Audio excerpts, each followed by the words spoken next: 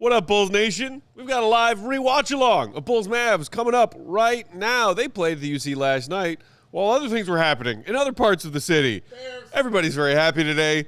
Let's watch the Bulls beat the Mavericks. Let's do it. Plus the post-game to follow coming up next.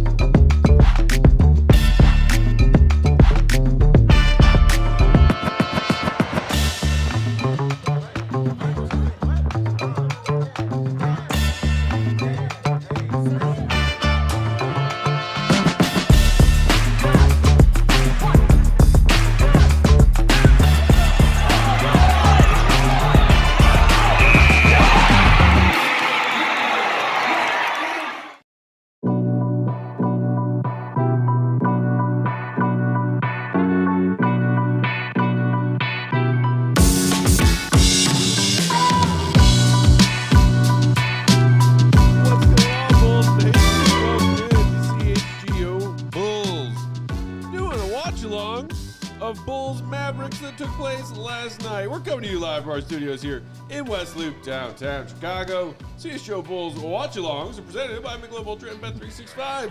Delicious taste of victory. Deserve something equally superior. Cheer on your team. Bears, Bulls, Michelob Ultra, and download the Bet365 app. Promo code CHGO365 when you sign up. Whatever the moment is never ordinary at Bet365.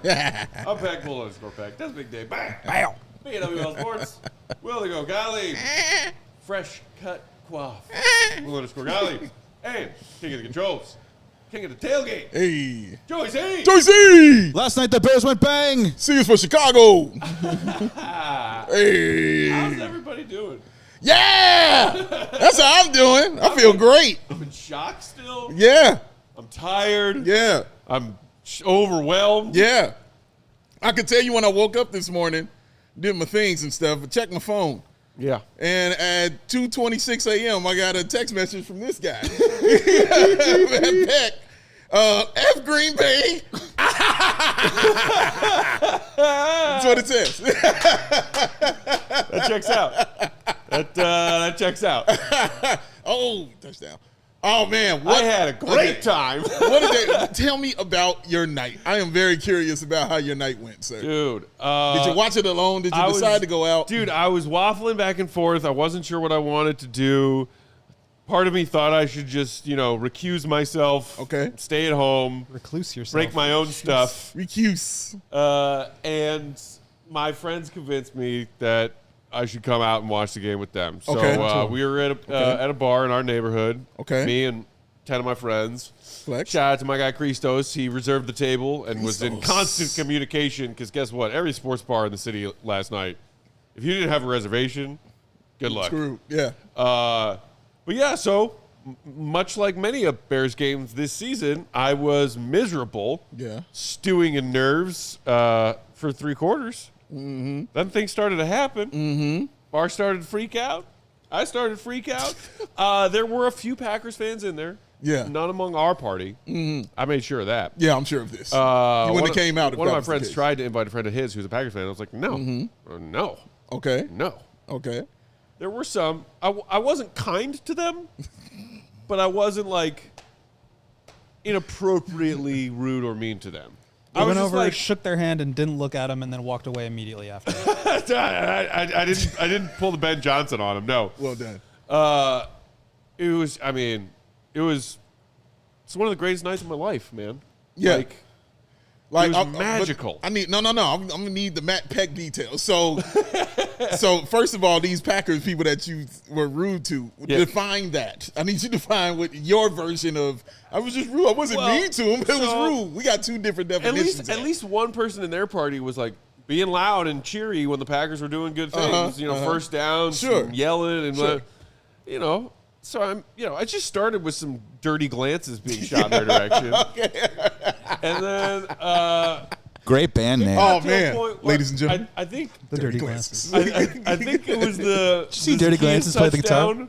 I literally just turned my shoulder, looked back their way, and said, "Go the F back to Wisconsin." yeah, that's very kind. That's about right. That's the Matt Peck I know. And then may have repeated that once or twice more as the final seconds of that game ticked away. Okay. Yeah. And somebody in their party who was a Bears fan was like, dude. I'm like, no, you dude, get them out of here. Chicago. Yeah, man. Like, yeah. Get back across that border. Yeah, they got to know who they were bringing out, you know, in that sense, when you're bringing this dude out to Bears Packers. Like, you know it. You know the bed you It's had made. not like they haven't had their time before. Okay? You know what I mean? Like, let us enjoy this. We're going to enjoy all of it. So, when the game was done and it was over, walk me through what you did.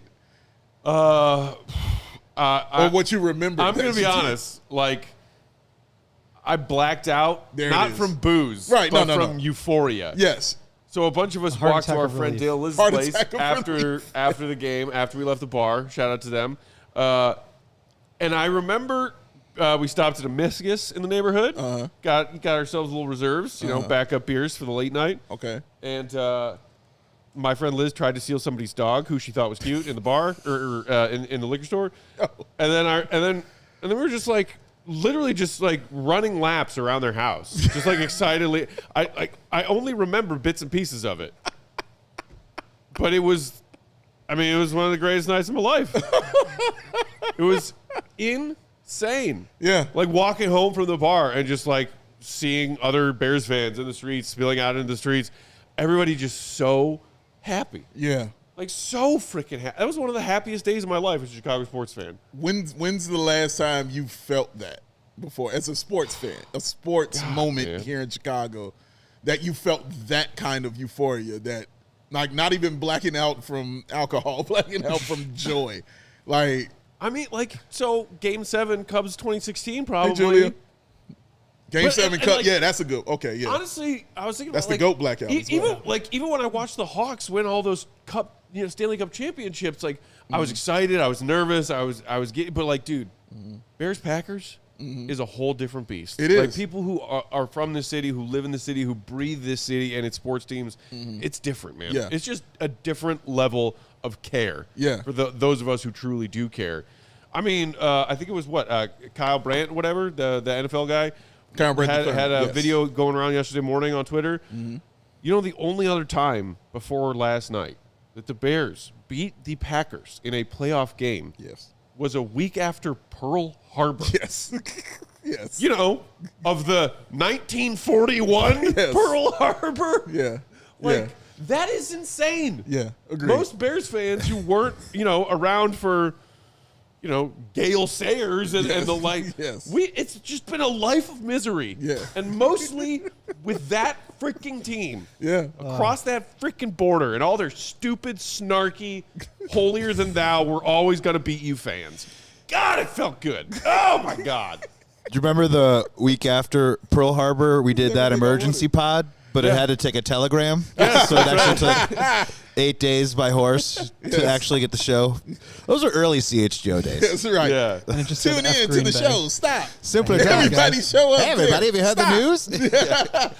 the news? How'd you watch? What was your experience? So mine was I'm at a point where I don't go anywhere, and I'm not around anyone when I'm watching the game. So you isolated. I isolate the whole season. Like, I don't watch the game with people.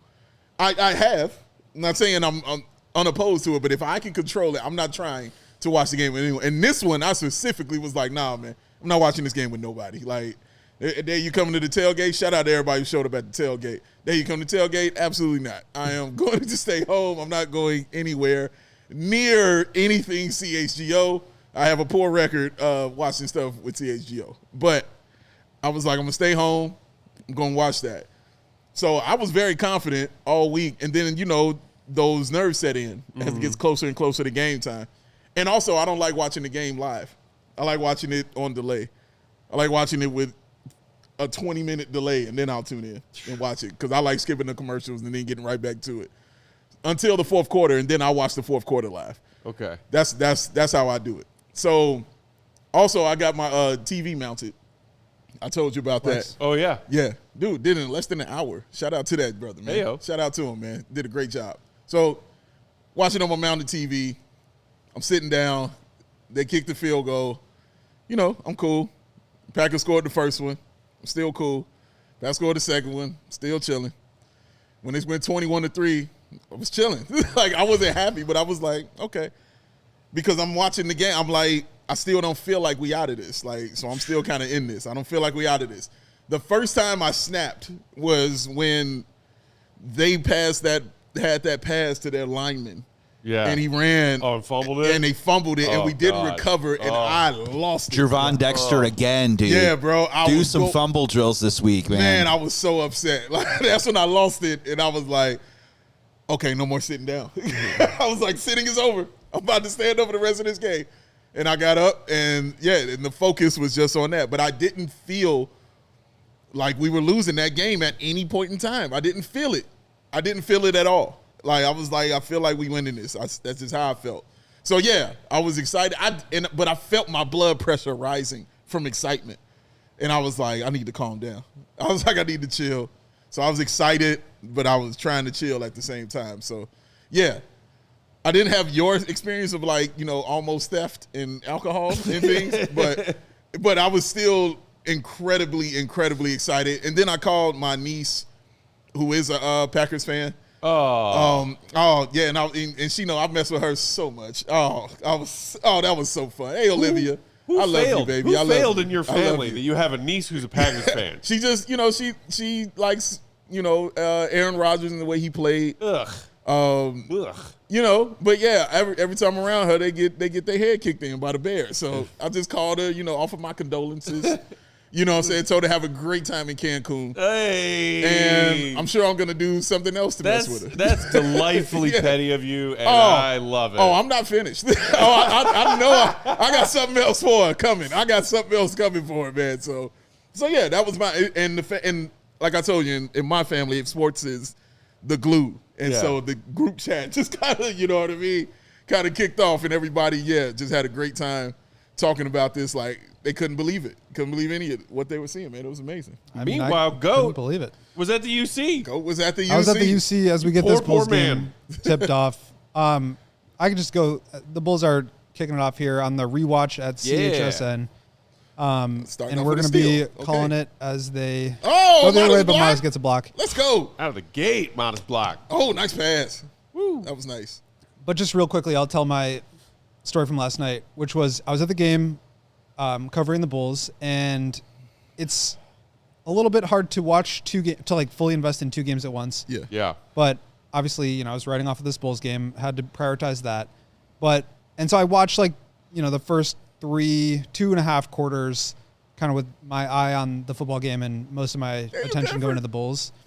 And the Bulls game ended, did post-game media, and we got to watch the final 12 or so minutes just locked in on the Bears. And so that was really great. And it was a bunch of the people, a bunch of media people in the media room, a bunch of players and security guards had stuck around to watch the end of it. Oh, wow. I was there with his family. Michael Finley was there, obviously a shout Maywood out. native. Shout out to him. And like I said, a bunch of security guards. There were some people on the Mavericks staff that work for, or that are from Chicago or seemed to be from Chicago. They were cheering for the Bears. Okay.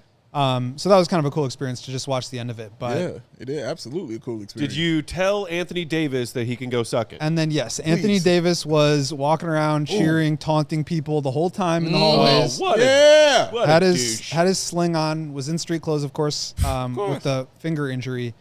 And I took a picture of him and put it on. He's like, yeah, put that on the internet. Like, he was just trying to rub it in people's faces.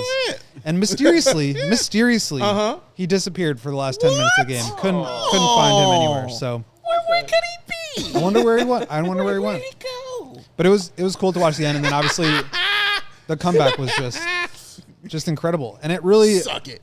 we're going to, probably talk about it a little bit. But it just, watching that game and being at the United Center and thinking about the Bulls just put that contrast between those two teams into perspective and inspired me to write this story, which I did for today, about just how far away the Bulls are from what the Bears are doing right now. And it's just fun to enjoy and soak in the magic that this Bears team has.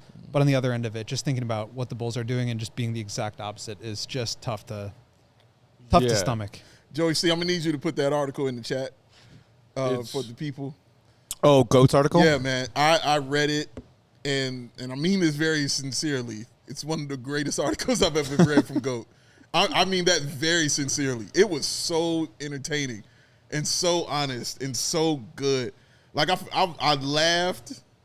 I testified. You know what I mean? Like, I'm laughing and I'm like, yup, mm-hmm. And then I'm cracking up and then I'm like, And then reality sets in when I'm reading it because it's also sad at the same time because he's pointing out the truth. And then just, the ending of it with using the good, better, best line. Dude. And how he flipped that. I mean, it was outstanding. He painted an incredible picture, and you could see it. I love when I can read stuff from people and I can see it.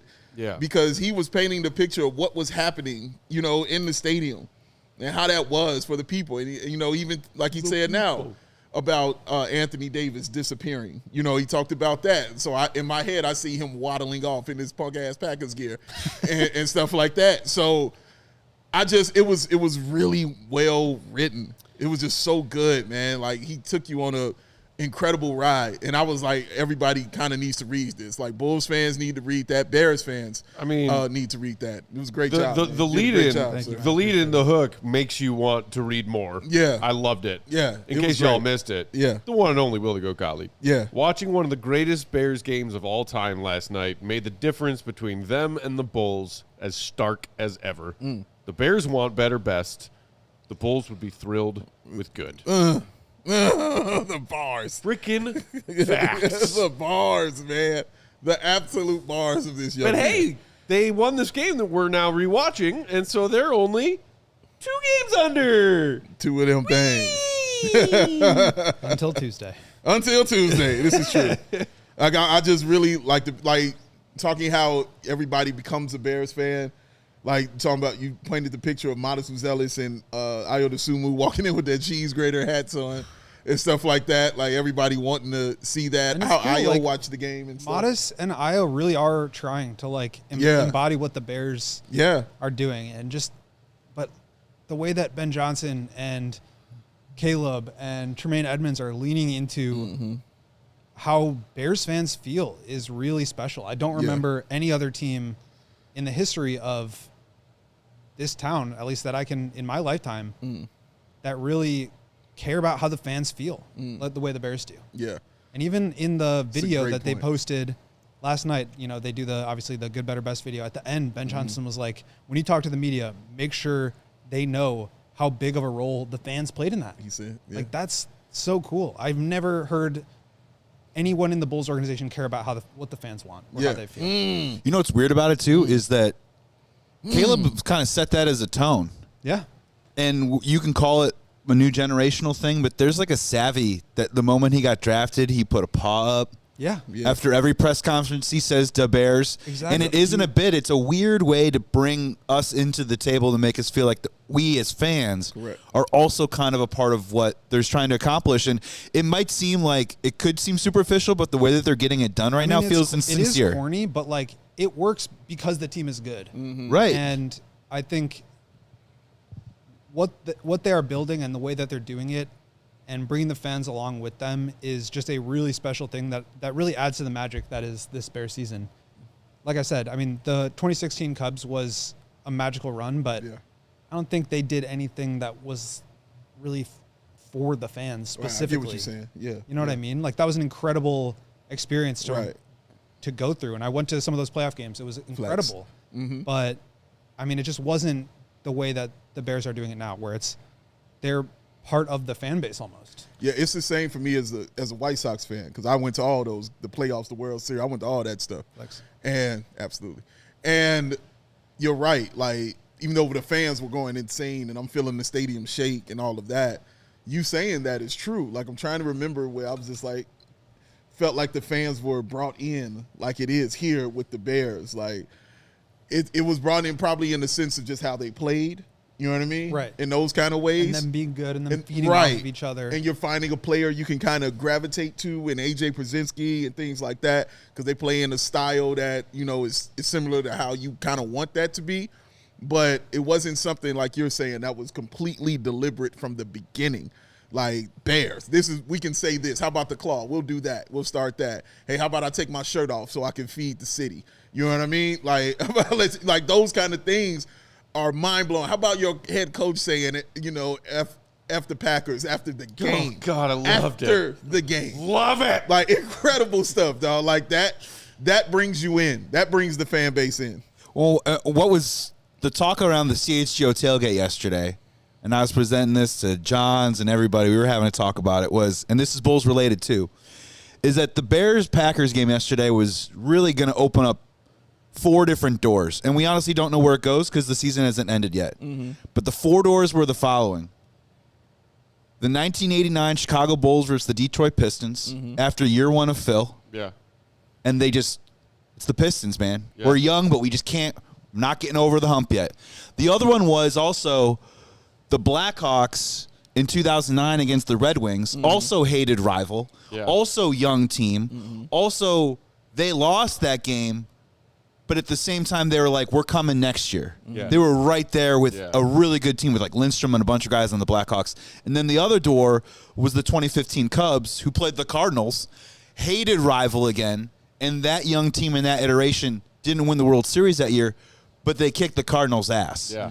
And that's where that's the door that the Bears opened up last night. Of I don't know what happens this year, like Super Bowl-wise, but the fact that they just took down the Packers in that way, at home, in the playoffs with a first-year head coach and a second-year quarterback, could be that galvanizing, door-opening kick. Yeah. You broke a curse. Or man. maybe it's the 90 Bulls when they finally beat the Pistons and they go on and they beat the, we don't know that Great story point. yet. It reminded me of the Great point. 2015 Cubs-Cardinals NLDS series, too, where it's just like this rival team that you're finally sort of overcoming and arriving in that way.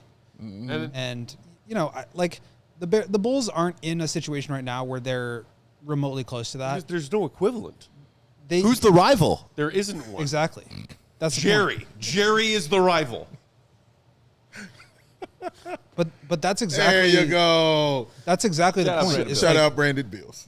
the Bears are building something, and the Bulls are just hanging on. They're they're trying to, and I even myself get wrapped up into the wins and losses and like how I feel the team views them and what that means for the lottery odds and team building. And it's like none of that should matter. The difference between 38 or 39 or 40 wins and a play-in exit, or 42, 43, 45 wins and a first-round exit, there is no difference between those. Like, Correct. Those are both seasons that are not good enough. And it seems to me, watching them, that the Bulls would feel like that would be a smashing success. And that is just fundamentally wrong. They're never going to be right when that is their outlook. So one is planting roots and one is renting. Yeah. Kevin Herter came up. Lemby, Gotta he was get to this game questionable for a for second. this game. Planting. Right? Herder looked a little gimpy on that. Was he questionable for this game? He was. He was, right? Yeah, That's he what was I thought. on the injury report again Yes, yesterday. you're right. Okay. You're right. But he was ruled in immediately, obviously, and And Jalen Smith, And good to Jalen see Smith is Jalen back. back out here he too. had his first action. No longer concussed. Oh, and with the lay. Oh, yeah. gotta go in tougher than that. But the Bulls were doing a really good job, especially in this first quarter, offensive rebounding and just staying active. Oh, it's terrible. You shit. saw that even on that play where they get the second effort and they tip it around and they couldn't secure the offensive rebound, but that puts them in a good spot and it speaks to their activity on the offensive glass. Oh man. Oh, that's a goaltend. I thought it was a good block. Okay, so this was one of the most controversial plays of the game. Okay. So watching this replay, clearly a clean that's a block. block. I think that's a Clearly clear a block. clean block. That's a block. And you could see That's what I thought. Okay. Jason Kidd is frustrated. Yeah. They call a timeout. Like, what y'all doing? What? So he can review it. I don't want to spoil it. I'll let it play. Yeah, you call timeout so you review these things. It's like, what y'all doing? So he's saying, I called You say I timeout, called a timeout. Yeah. and they're trying to challenge the play. Yeah. But the refs are now meeting. Oh, is that freaking Is Foster? that Foster? Of course it's Uh-oh. Foster. Uh-oh, shenanigans on the way. What? Wait, what are they waving off? So what they're waving off is they're not allowing Jason Kidd to challenge the play because he waited What? too long. What? The Mavericks had inbounded the ball already.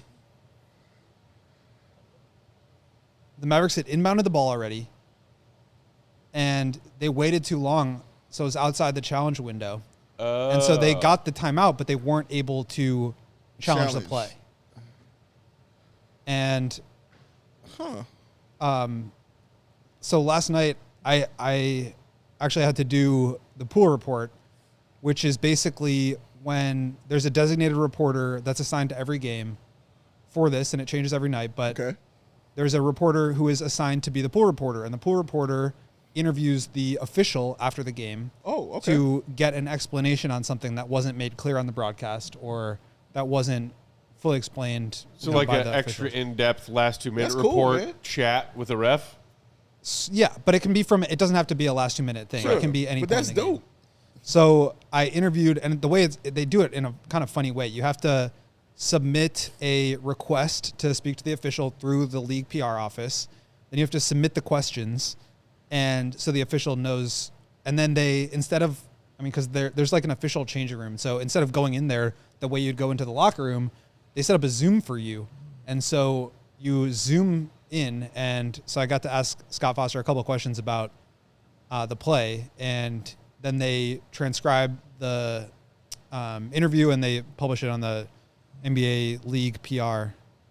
So his explanation of this was, well, I don't want to spoil the whole thing during the play, but I mean, I don't know how should I handle this here.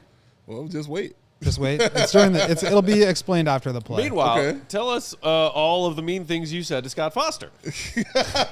It's funny though, you really don't get that much conversation with them, and he was very short. It was a little hard to, I mean, it's not like a conversation. It's like you list off the questions. So was that your first time doing that? This is my first time doing that. Yes. Wow, bro, that's cool, man. So I like that. I would love that. You get to talk to the ref. Why do you suck? But I can read off the transcript. Okay, we're back here. So they're going to explain it now. Jason Kidd's still frustrated, still talking, upset, still trying to get an explanation. Oh, there you and then double technical ejection. What? Come on, Scott Foster. Oh, Scott Foster doing Scott Foster things. Just power tripping. Yeah, man. Scott Foster doing Scott Foster. So he gets ejected. So I'll read the transcript. It's only 4 or 5 questions. Okay.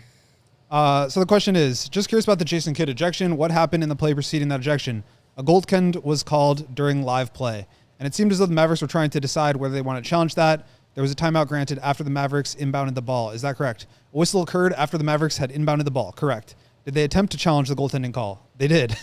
And why were they not allowed to? The window closed for replay challenge once the thrower in is given the ball. So to be clear, they were granted the timeout and did not make the challenge. That is correct. And what did Jason Kidd say to earn the ejection? He used profanity towards an official on 2 separate occasions and was given a technical foul for each occasion. So it's very straight. That is not his first time doing this. A tech per curse word? That is soft. Whack, get out. That's like the Key and Peele skit where he's pumping. He's like, "Don't you do 3? Don't you do 3, sir? Flagg. How dare you? 2 curse words? Really? That's whack, bro." So there's your little behind the scenes. If that was Poppy, he letting that rap. Like, come on, bro. 2 curse words. That was dope, Goat. Thank you. 2 curse words, man. And you wrong. I'm talking about not for how the play was called, but the play and how you called it. You were incorrect. Oh man, that sucks.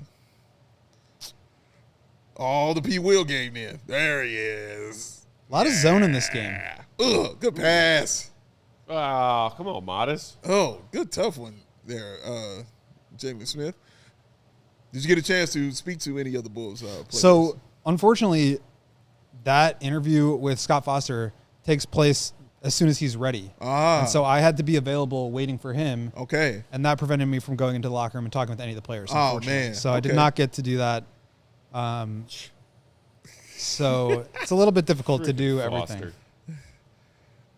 Someone asked, is Greg Braggs alive? TBD. Good question. TBD. I think I saw a tweet of his that was timestamped at around 5 a.m. when I was scrolling through Twitter earlier today. 5 a.m. So he was alive as of 5 a.m. Okay, that's good. He's probably at Taco Bell. No, probably. I do know that because I was watching the Bears post game. Shout out to everybody involved with that. That during their segment where they do players only, and things like that, Greg Braggs left the studio, and he left, and he went over to Third Rail Tavern, and bought shots for everybody in there and came back in time to get on set and do the show. There's picture proof. They had time. He had time to take a picture and everything. He said he went on the balcony. He heard people having to yell. He's like, I got to go down there. What a horrific shot by Patrick Williams, by the way. Hey. But he said he took all that, and then he came back, sat in the chair. Yeah, it was that kind of night. Oh, terrible. That kind of night. Here he comes. Wait, hold on, everybody. Patrick Williams. Oh, look at the pass. Oh. Ruined the assist. Sorry, Joey C. With that brick, Kevin Herter. I was just going to say, I last saw Greg Braggs last night at about 6 o'clock, and the tailgate had finished. We tore everything down. Right as the tailgate finished. This is 6 p.m. 6 p.m. All right.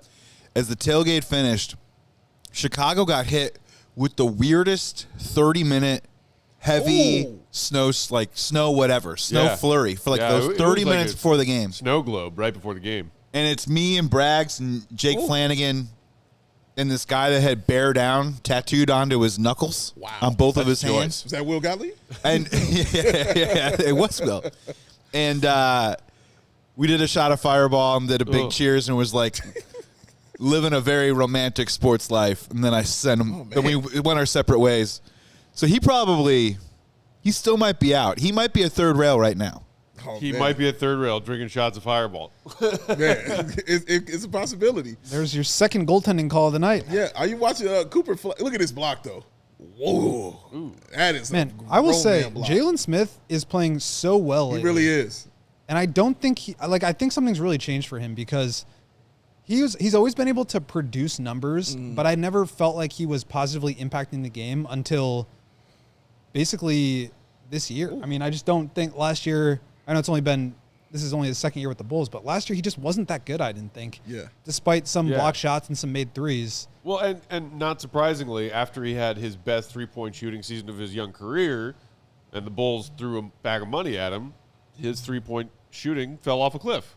Yeah. Because that's usually what happens with the Bulls. But even aside from the makes and misses, I just feel like he was getting a couple of blocks, but it was a lot of just shooting the ball when he was open. It wasn't like he was part of the system. It just felt like he kind of was just getting shots up out there. I don't really feel like he was positively impacting the game at all. And you might say he was not a game day difference maker. He was not a game day difference maker. And this year he absolutely has been. You're absolutely right. You feel him more in this one. I think you feel him more on both sides of basketball. I wonder if it had to do with the Wizards game that they won. Look at him! From the only spot on the floor, he shooting. Oh, you see those beads the beads of sweat. There's sweat on the brow. That playoff intensity. Give me your third best player. Let me guard him, baby. Lock him up. I wonder if that Vooch post-game interview where he got frustrated with Sticks and was like, no, this is not sustainable. Stop trying to hype me up. I wonder if that changed something and helped him kind of see things a little bit more seriously. That'd be interesting to know. I forgot Clay was on this team, man. It was cool to see Dude, Clay. that is real. And just the way he moves is just different. He's retired. No, I'm saying different than everybody else in a positive way. No, I got you. I'm just messing with you. He's still the smoothest player on the court. He is smooth. There's a reason you that wide open, though, Coro. Make him pay then. He will not. All right. Over there. Yeah. That's an assist. That's right. For Pat. I'm pretty sure that's a missed shot, but I'm pretty sure he got an assist for that one. That was a pass. The refs are hating. Kick him out the game for taking away your assist, sir. Yeah, watch Clay, though. He goes on a little stretch here where it's it's just him on the court, and he's just running through drills, and he's so smooth. It looks like Buffalo's going to take that one. That's the end of Buffalo. Io in the corner. Cash. Timeout. Not Jason Kidd. Frank Vogel. Frank Vogel. Yeah. Wow. That's where Vogel ended up, huh? Blast from the past. On Kidd staff. And another player that just has been so impressive lately is Io. Yeah, true indeed. And I think a lot of it has to do with the fact that he's just making everything, but the confidence, the pace, the command of the game is just at a different level than I've ever seen him. Yeah. I think I agree 100%. Well, would you say right now is the most that you've ever felt if the Bulls only keep one of Coby Io, it's gonna be Io. Like, seems like it could be trending that way. Yeah, I mean, we haven't really talked about the sort of intel column that I had the other day. Flex. Oh, go. Columns. That's right. You know what I mean? It don't stop, baby. Oh, CHGO.com. You better be on it. Sign up to be a diehard. Go. The password is GOAT. Oh, real quick, by the way, I sold a diehard yesterday and used promo code GOAT when the Let's gentleman go. signed up Let's for the go. tailgate. So that Man. better go on the ledger, baby. Love it. We can talk about this more on the post-game show because I imagine we'll have more people listening to that afterwards and joining us. But yes, I think the speculation right now from the people that I talked to around the league is that if there's going to be anybody that's moved, it'll probably be more likely Coby than Io. I mean, Makes checks sense. out. Yeah. Math checks out on that. Bulls don't like spending money. No. He is due some money. I just looked up. Io's shooting 45 from 3 on 4.1 attempts. Let's go. I knew he was shooting about 40. I didn't know he got it that high He's up. at 51, 45, 86 right now. Dude. Obviously, 26 minutes a game, not high, usage and shots, but still, that's effective basketball. And he had a 50, 40, 80 season 2 seasons ago.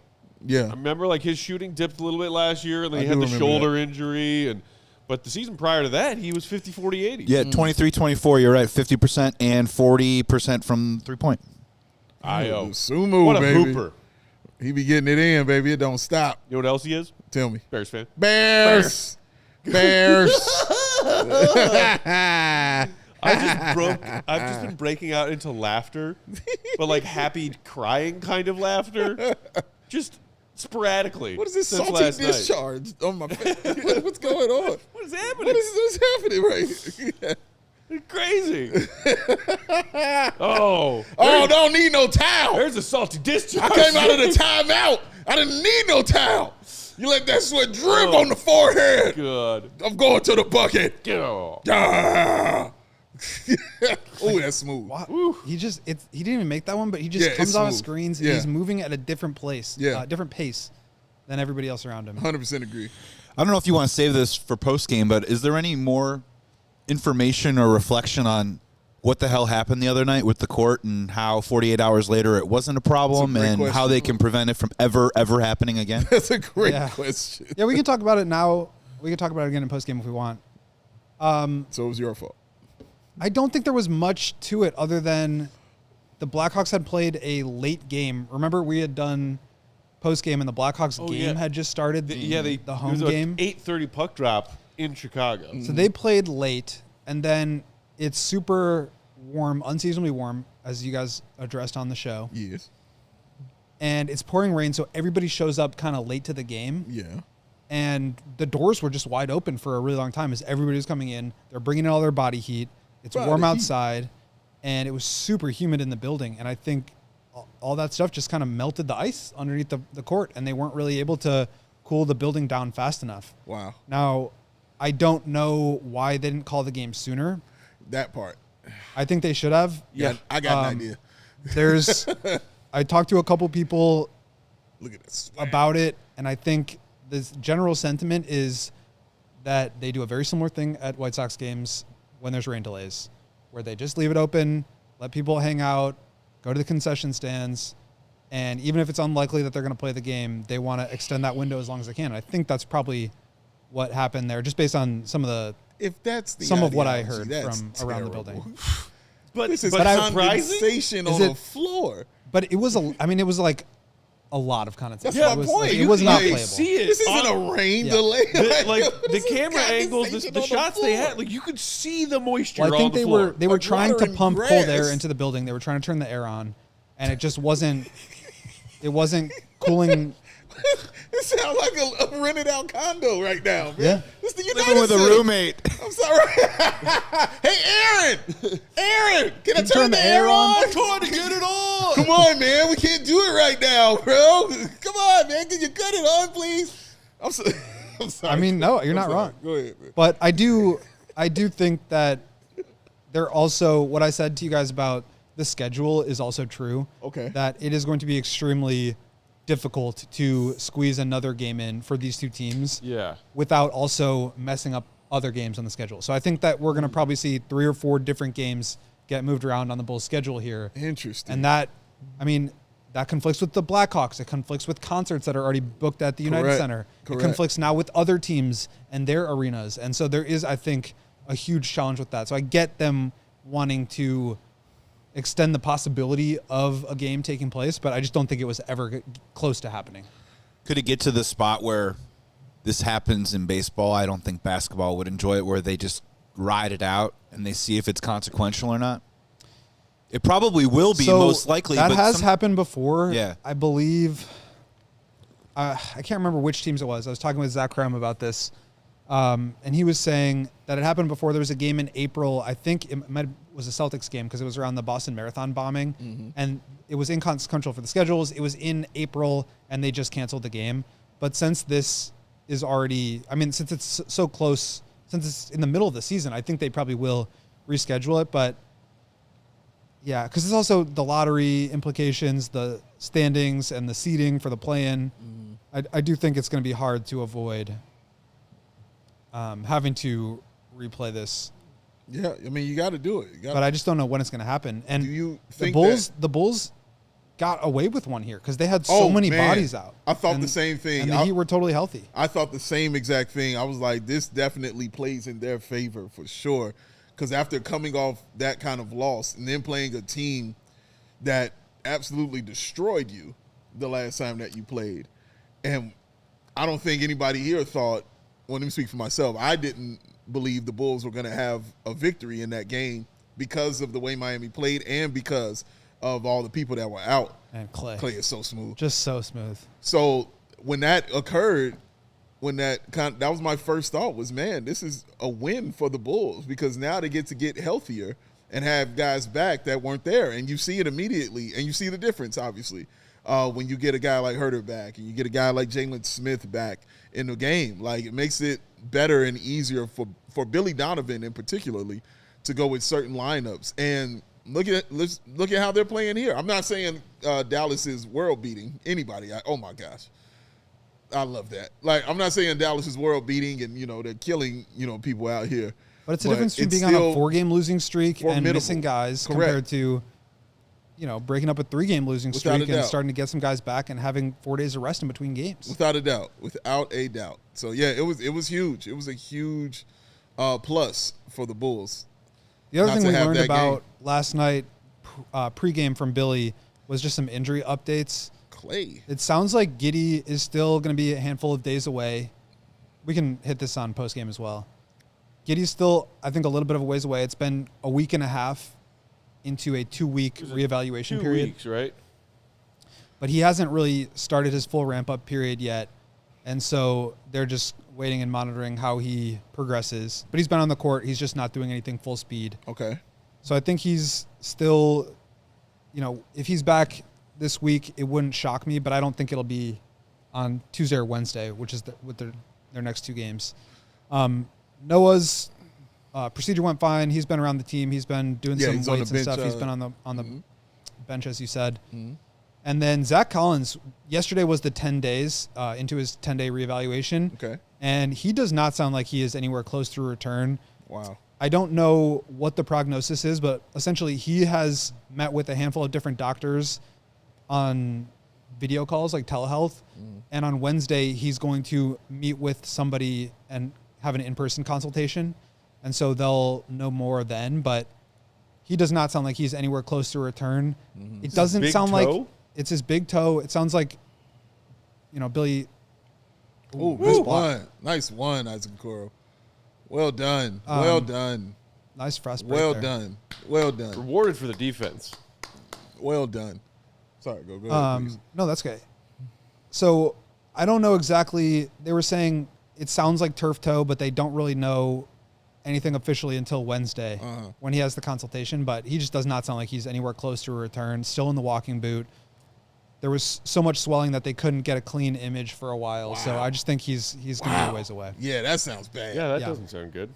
Shout out to Yuta, who says, howdy, y'all. Back from Tokyo. What up, Yuta? Shout out. That is also a flex. Shout out to you. Did you tell everyone in Tokyo to bear the F down? or Packers suck. Either one works. Yes. Either one works.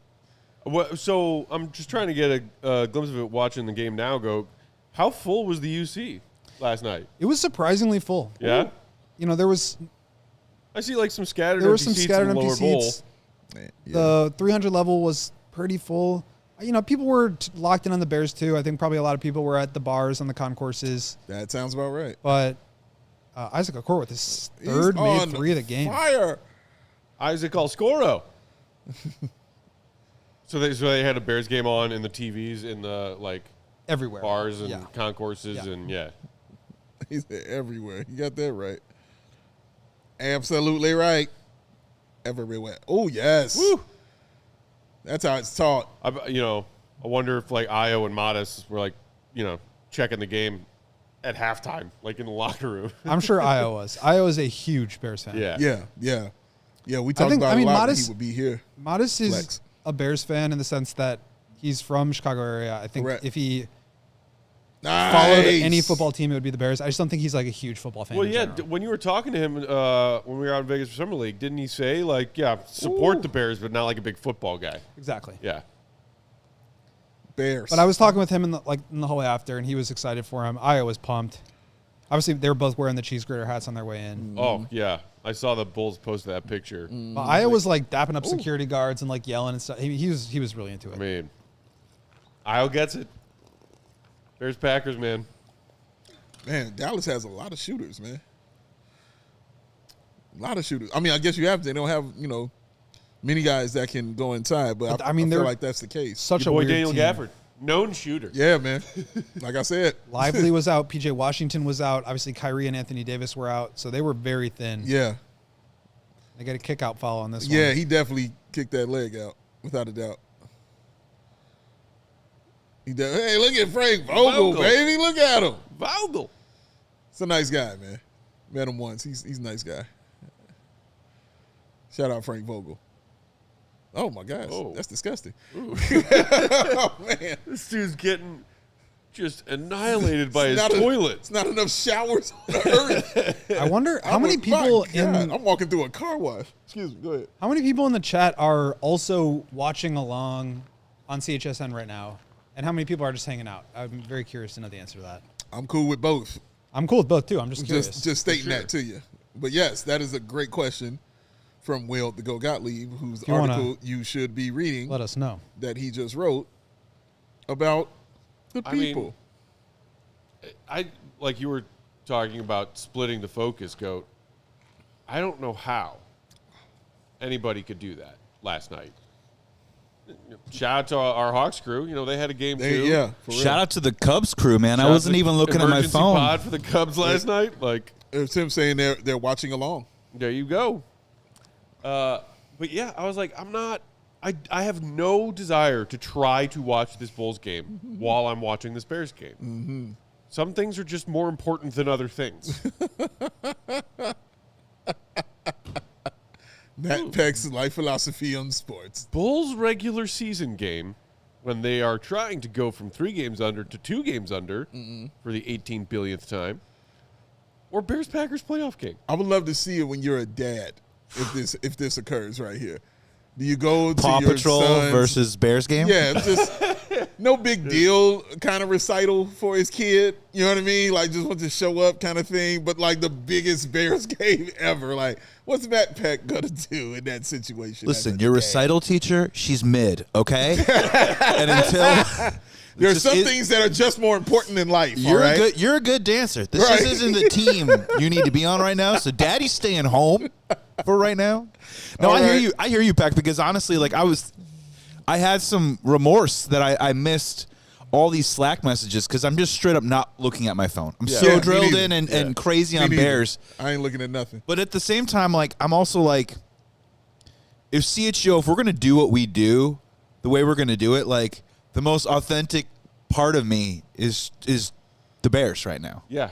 and that's about being like a Chicagoan and a Chicago sports fan and growing up here, and all the different teams. And, like, they earned the fans of this city being that invested in them right now. But I also think Yes. there's people that are just Bulls fans and that want to For sure. just hang out with us today and Absolutely. rewatch it. So we're obviously grateful that It's you guys are staying with in the us. chat. And yeah, a lot of people are just hanging. Brazil Popular, This Fine Day, Yuta. Oh, by the way, Brazil Popular, if you mean timestamp on where we are in the game, it's 53-41 Bulls here, 6.5 left in the second quarter. Yes. Yeah, I think the thing with me, Will, is I think we're just asking for people that are just Bulls fans for a little empathy of what's Yeah. going Yeah. on right Yeah, now for sure. in this city. And if you are listening and watching out of state and stuff and supporting us, thank you so much. But like this city is like on fire right now. It is what it is. Like a huge portion of our subscriber base on YouTube is here for our Bears coverage. Shout which out is to y'all for that. fantastic, and we appreciate you for doing that. But there's something for everyone. There's Yeah, something for everyone, My baby. Uber driver this morning, Nicholas, me and him got into a 25-minute hard Bears conversation. He launched right into it, too. You know that quiet moment where you're like, is he a talker? Am I going to be a talker? What's going on here? Yeah. Launched right into it. Just, man, Bears, Marcus, what's man. that? No. Bears. Mine's has been quiet. Well, so is Cooper Flagg. Though.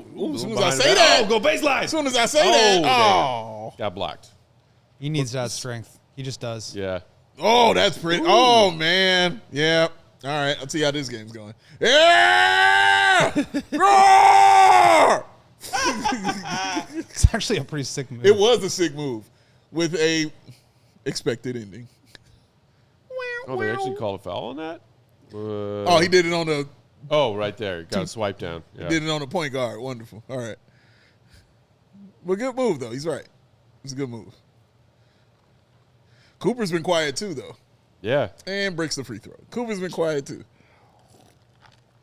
Had 2 bad misses on some layups, man. Just really bad. But it was interesting, and this was my instant reaction from the game, was a lot of Cooper and Modest talk, and just hearing the way that Jason Kidd talks about what they need from Cooper and how they're developing him compared to how the Bulls are developing Modest. Interesting contrast. That one's free on our site. Meaning I'll see it share. Meaning Cooper has the ball. Just in how his they're hand? putting the ball in his a hands. bigger Yeah. microscope or more involved. Like It's the Cooper show there. Yeah. They're putting the ball in his hands, Uh-huh. and they're letting him learn through mistakes. And the Bulls are not. The Bulls are doing the exact opposite. They're bringing Modest along slowly, and they're making him figure out a way to contribute in his role. Nice. There you go, as he knocks down a 3. Well, like I guess in the Mavs circumstances now, with AD missing a lot of the season, Kyrie being out, Clay being old and mostly washed, like Shout out it Megan makes Thee Stallion. sense to make everything this season the way they're going with their injuries of their other key players about Cooper. I don't think it should necessarily need to be that for the Bulls to make Modest more of a focus. But as we pointed out recently, like his usage has gone up in these games that they've played without both Coby and Josh. But I don't want that to go back down when both of those guys are back healthy and playing. And I think part of that is on Modest, and part of that is on the coaching staff. Yeah. To not just say, all right, we got our guys back, you can go stand in the corner again. But it's also, Modest has to be, like, I think at a certain point, Proactive. it doesn't really matter what your role is. If you just are the best player, then Nice you will Modest get the move. ball, and the ball will find you, and you will be a more featured piece. And It's true. he's just not doing that. But I you think we gotta are work- seeing it more in this role, as you're saying, Matt, without Giddey and without Yeah, Coby. without a Obviously, doubt. Coby's back. Without a doubt, you're seeing it more. Heck of a pass from Ayo. Look at that move too. Nice little step. But also through. just dunk that. Like, just go through the guy. I You know? like the lay, bro. I thought I want to see him just dunk over dudes. I hear. You know what? No, you're right. What am I talking about? Yeah, just you're correct. Put your You're shoulder correct. into him and You're right. elevate and dunk. Yeah, That stuff's for transition. yeah. No, you're And we right. know we can do it. It's a good skill to have, but Yeah. just dunk on somebody. No, I agree. We seen him do it. Yeah. We seen him go up. You can be good. We seen him do these things. So yeah, he'll be all right. But give him the ball. I do like that. More of the ball for Modest Vuvuzela. What were you excited? Obviously, watching Cooper Flagg. Like, did you come away feeling any different after just seeing him live? I was underwhelmed by his game. Obviously, you could look at the stat sheet and see why. But, I mean, that play where he just turned it over to Kevin Huerter. He just kind of like lost the ball. Yeah. It was like kind of that all night, and I just wasn't very impressed. I don't think that was anywhere close to who he is as a player. And I mean, you look at some of his box scores. Yeah, I mean, of he's late, and he's it's just already like a completely proving different. that he can put up insane numbers. Yeah, sure. He can do those things. He's a Cooper Flagg. Yeah, in the game before that, he had 26, 10, and 8 with 3 steals on 55% shooting. Game before that, 28 and 6, 10, 7, 6, 12, 7, 7, 15, 6, 8, 23, 6, 5, 27, 6, 5, 33, 9, 9. Good man. Lord. So he's Cut it putting out. up much bigger numbers. This was a down scoring game for him, which those kind of can come and go, but he was not impacting the game at all. Do you think the ejection of his coach had anything to do with it? Not particularly. I just don't think coaches make that big of an impact in the NBA Can we quote that? Can we put that down? compared to the NFL. No, I'm just messing with you, man. Headline. I don't know. What do you guys think about that? Coach, I think NFL coaching matters more yeah, than NBA without coaching. a doubt, it matters more because you can roll out a basketball and say, hey, go be great. Yeah. For sure. Especially a game like this one. You can definitely do that in. Playoffs and things or, playing better teams. Yes, Yeah. of course. Best seven Scheme series is and, different. all that stuff matters every game. It's not saying that it doesn't matter. All those things matter, but you can absolutely just say, give this person the ball and get the hell out the way, But we can also do that with Caleb Williams. But I mean, I thought the 49ers Bears game was a great example of just two Yeah. elite offensive coaches Yeah. scheming guys open and getting 15-yard chunks on every single play. Chunk plays, baby. Oh, nice. Here's a throwback to the classic. D-Rose I want to go from higher. Ronnie Brewer. My God. Want to go higher. I remember watching that game live. Me too. God. Oh, 15 years ago? 15 years ago, sir. Good Lord. Look at Look at young Chucky Booz. Brew. The Booze. And that's where it's going, ladies and gentlemen. Oh, yep. Do we think it's going to January go on the 24th. far right as the most recent, or do you think it's going to go on the far left as chronological order? That's a good question. Oh, you mean like 1, 4, 10, 23? Yeah. Yeah, good question. It's I a don't know. very good question. I think it will go in chronological. I don't know. I mean, it's. Maybe we're But going to have be to wait fair, another year to find out because they're going to fake everyone out and say, okay, thanks for coming to nice D-Rose lady. Night Part 2. We're actually not going to put it all the way up into the rafters until D-Rose Night Part 3. Come back next year, yo. I know. What are they going to do? but that's an interesting question because isn't that though the actual order of how the It numbers is. have gone in? It is. Is 4, 10, 23, and 33. Yep. So, Okay, so that was one question. The Interesting. second question I had is, how long until the next jersey is retired terrible shot. after Derek's? Good rebound.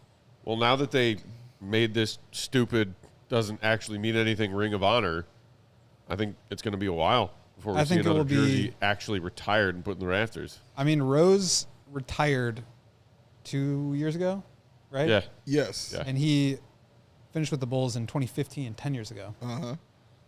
11 years ago. I don't think they have There's any certainly plans. no one on the team now whose number is going to get retired. Really? No. Well, there's a breaking news. So I mean, 20, 30 years? I don't think it'll be that long. 40?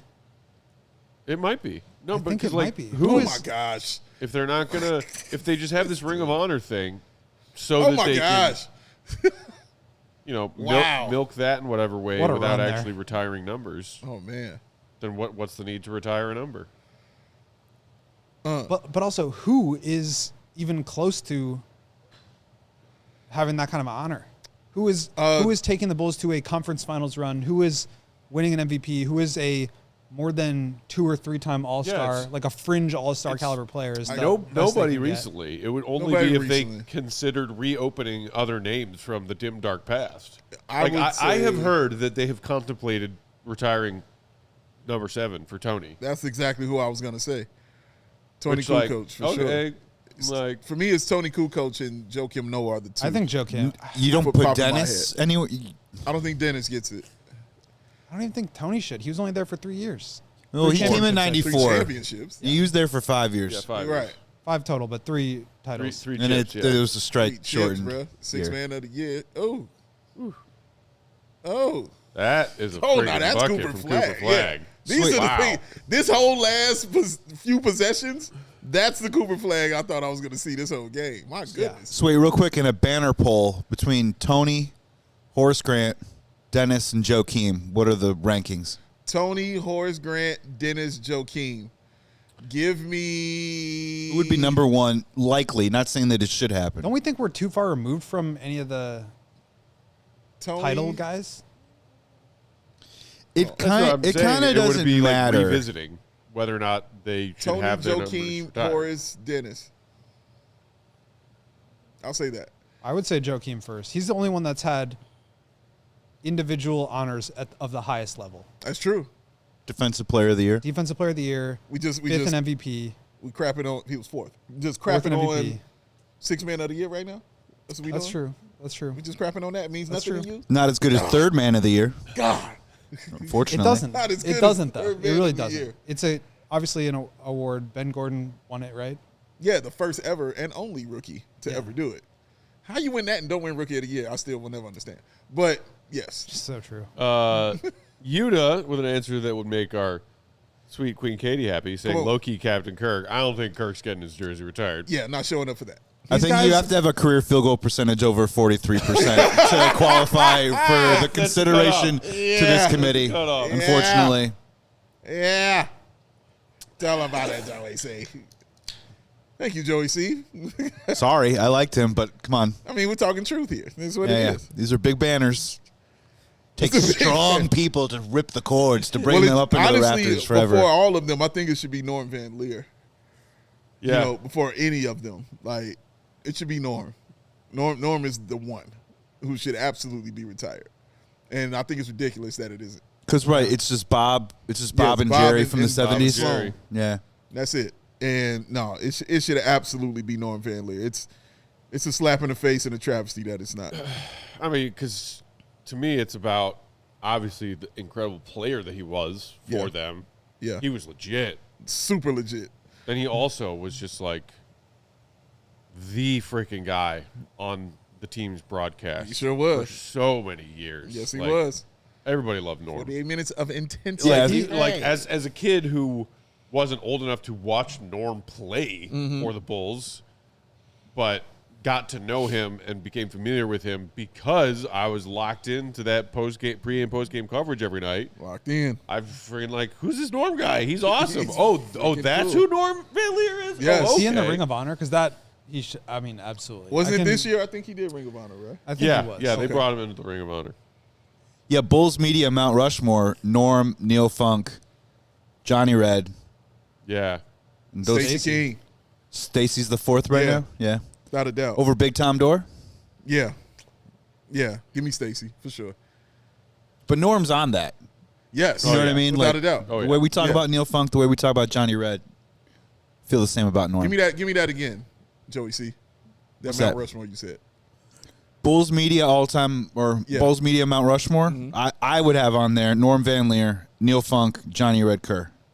So you're talking like broadcasters, Right, correct. Of like Yeah, either or just studio when we're talking or- about the faces or that what we would Norm consider Van that Leer. conduit layer between the fan right, and the game, right, representing Funk. the franchise. yeah, You know, Johnny like Red Kendall's Kerr. a great ambassador for the Bulls right now. For sure. You know, he And just didn't do it as Stacey, many yeah. years as those I, I guys. think did. for me, definitely it's. Stacey, bro. I mean, like it's Johnny Red Kerr and Norm are on their own tier.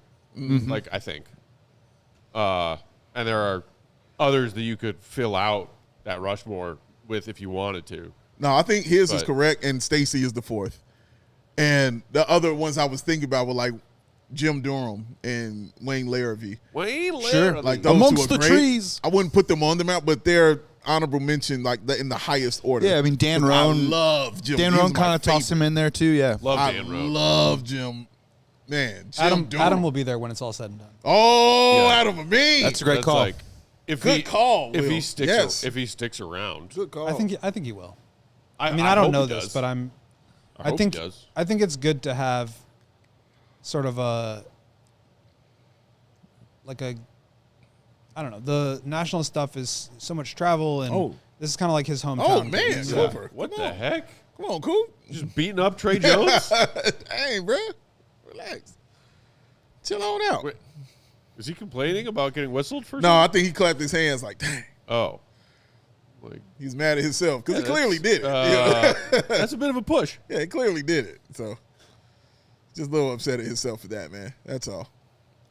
Shout out also Max Strus, man. Strus. Repping the Bears yesterday. Oh, yeah, I saw That that. Cavs Wolves game. I was watching Wearing the a game. Super Bowl 20 hat? Yeah, I saw it. I was like, oops, snap that photo real quick. That looks good on that young man. All Bears fans are coming out. It is great. Even on my way to work here. Just, seeing people, it's like a different pride right now. They're walking. You know what I mean? With the chest is out. You know what I mean? F the Like, Packers. You awesome. too. How many Packers videos have you watched since then? Because I've watched a bunch. Just watching them cry. You know, like, So I came home and I rewatched the fourth quarter. okay. Checked out all the CHGO Bears content that we got running around. Like Emma crushed it on social last night. I checked all that Emma! out. Yeah, I'm also right now in the What a night. process of redoing The Last Dance. So I watched the end towards the end. I think I'm on episode 8 right now. Okay. He loses to the Magic. Yeah. And The I- 95. Yeah, and Oh, I had when to Horace rewatch gets the carried. scene of when Tim Grover's like, all right, Michael, I'll see you in a couple weeks. Yeah. And he goes, no, I'll see you tomorrow. see you Well, tomorrow. Tim's about to cry. Oh, And then Tim dude. Grover my cries, God. yeah. And I was crying. I was Little gonna Joey say, growing up. When Tim Grover starts crying at Yeah, that bro. part, I Yeah, start bro. crying at that part. Like, Because no he's shame. like, No shame. Because he's just like, man, this dude wants to be great so bad. Like, Yeah, he's yeah. like, he's willing to do It was like anything. I saw greatness last night. And I wanted to like live in it in a Chicago way. So Yeah. The Last Dance has been kind of like awesome to watch this week. And that, ladies and gentlemen, is the difference between Jordan and LeBron. Watch Caleb Williams. You'll see the difference. You'll get what I'm saying. Oh, what a shot. that was filthy. Dude, it's crazy he went undrafted. What Ryan a Nemhard, shot. his brother is freaking awesome and was in the entire playoffs and finals last year. Yeah. And he goes undrafted. Oh, man. Yeah, was there any, like, theories as to why? I think at a certain point, a lot of guys who are second-round picks want to be undrafted so they can decide where they go. Yeah. Okay. But I don't know, man. I don't know, Jim. Oh, look at that little scoreboard update here from CHSN Scorebug. 14-3. It's got to get better missed that before one. it get, or got to get worse before it gets better. Maybe we should just rewatch the Bears game. Oh, that would be Yes. awesome, baby. That would be fun. But I'm glad I'm watching this, though, honestly. Did you guys? So you didn't? Matt, you did not watch. I you didn't watch it? any of this. This, the Bulls game? Yeah. No. Some of my friends were like teasing me with score updates while I was having 12,000 meltdowns at the bar every second of that game. But I was like, no, I'm going to save it for tomorrow. I don't care. And then I did see the final score and saw that they won. So I was like, okay, cool. Still don't care. Because, oh, dear God, my Bears heart is exploding. Meltdown sounds like a really good name for a grilled cheese sandwich. That you ate 13, 14 meltdowns. Dave was just Wait, telling me isn't he had that a a really restaurant? good grilled cheese at the West Loop Market the other day. Oh. I did. I got to check that out. I didn't know you could select your own cheeses. Yeah, that face. Well. Did Gas. you see it? Yeah. Did you see Gas. that? That face Yeah, right there. twinkle in my eye. Cheese? Yeah, dog. When the woman, I was like, what kind of cheese? Can Well, you- actually, she asked me I want American. And, I was like, no, that's not cheese. I was I like, can make that at home. I was like, no, I don't want Can that. you I was shred like, your own cheese? huh? Can you shred your own cheese? Man. Oh, shout out Aaron Andrews. Look at this one right here. Look at that one. Oh, in the budget.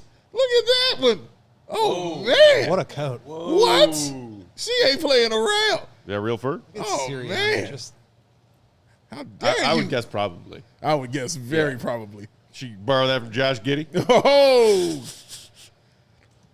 Oh, good block. But yes, Joey C. Like, she was like, yeah, you want me? I was like, no, I don't want American. What kind of cheese can I have? And she said, well, look right here. And it was like right there in front of me on the counter. I was like, all of them? They had like a spicy smoked Gouda. Now we're talking. You dig what I'm talking to you about, Joey C? The cheddar was there. The pepper jack was there. The meltdown. Oh, the mozzarella was in effect. All of that. And I'm like, give me all them cheeses. Like, let's do this. And it was incredible. Oh, man. What was the bread? Sourdough. Oh, great call. Yeah, I'll do That's sourdough. a good grilled cheese call. They had several selections of breads. I'm sure. I was like, give me the sourdough. Ooh, here's an interesting piece of news. Yes. Drew Holiday is going to be back in the lineup today for the Portland Trailblazers. Oh, wow. Who have Come won on, Blazers. who have won 5 in a row, are on, the 9th Blazers. seed in the West. And yeah, if the Bulls, Give us that if they make the pick. playoffs, the Bulls will get their pick. All right. 7-3 in their last 10. It's a banner day. Banner weekend. If they make the playoffs by some miracle, AK is going to decide to trade the pick, I'm sure. Because he doesn't want those. Oh, here's my question. No first-round picks allowed. Here's my question for you, Will, to go Gottlieb. Yes, sir. Have you seen Matt Peck's new impression? No. As we reach halftime, though, 66-55, I think this might be a great time to share your new impression. We've got nothing but time. This is this is born out of the condensation game that we were doing. We were doing our post-game show. And Matt came up with his new Oh, the impression Arturis one. I did. Yeah, yes. of Arturis Karnisovas. Yes, I did. Basically just pulling Believe your it or not, hat I did brim listen to that down show. real low. And No, it's a little more than that, man. talking a bunch of nonsense. No, it's a little more. Got to have the arms folded. Got to be the focus. You know, it was impressive. It was impressive. I don't understand, and it's not AK specifically, though he does sport that. People who wear their hat brims down that low. Yeah. Like, are I you? get it if you're Steve Rogers. Yeah, if you're a celebrity trying to avoid being a celebrity, but Captain we're just America, like, dude, yeah. you're an executive of a basketball team. It just looks like you're trying to duck people. He does. I agree with you. I think that might be part of it. He said, bang. I mean, From I'm where? sure Do you even see he walks with your around. hat pulled down that low? He walks around the United Center. I'm sure. I mean, he's 6'10", like 6'10". He's Yeah. huge. It's not small. And I imagine whenever people see him and recognize him, they want to know what's going on with the Bulls. Who are they trading for? And he doesn't Yeah. want to talk about it. So I don't really blame him for that. I do. But I do think that part of that job is to be a little bit more in touch with the fan base. Correct. As I wrote today. Exactly what I was about to say. And Way to be in my brain. That kind of thing. In touch at all? Yeah. Way to be in my brain, Goat, because that's exactly what I was about to say. And that kind of thing is the opposite. I actually think that the way that he talks at press conferences, like all that stuff, is a huge part of his job that he does not execute at a high enough level. Like the fact that they can't articulate their plan or explain what they're trying to do or give the fan base any reason to be optimistic or hopeful or patient, even though they're asking for those things. That's, I think, a real shortcoming. Yeah, I agree 100% with you, sir. 100%. That's exactly what I was going to say. You see the difference in that. Like, Ryan Poles isn't walking around like that. Like, even George McCaskey, my goodness, isn't walking around like that. He's showing up at tailgates. You know what I mean? Like, none of that stuff. Like, where do you put yourself with the Chicago Bulls fans? Like, so what? They're going to ask you a tough question. They love this team. Yeah. You know what I mean? Like, so what? You go. You can not answer it or choose not to answer it. It's up to you. But hiding with like or not wanting to talk or wanting to speak to the fans, I hate that kind of stuff, bro. Especially when nothing is happening. Yeah. That is on the positive side for this team. You're gonna have questions. Hey, 18 You know what I wins, mean? Dave. Yeah. That's 18 moments of positive. Yeah. 18 of them things. Hey, man. On their way to 38. Oh God. Oh God. Yeah. Wow, Dallas is 14-24. I didn't know that was the record for Dallas. Yeah, I yeah. did not know that. They're struggling. I did not know I that. think they're, what is that, like, I think they're 13th or 14th in the West. That's not good. But it is the West.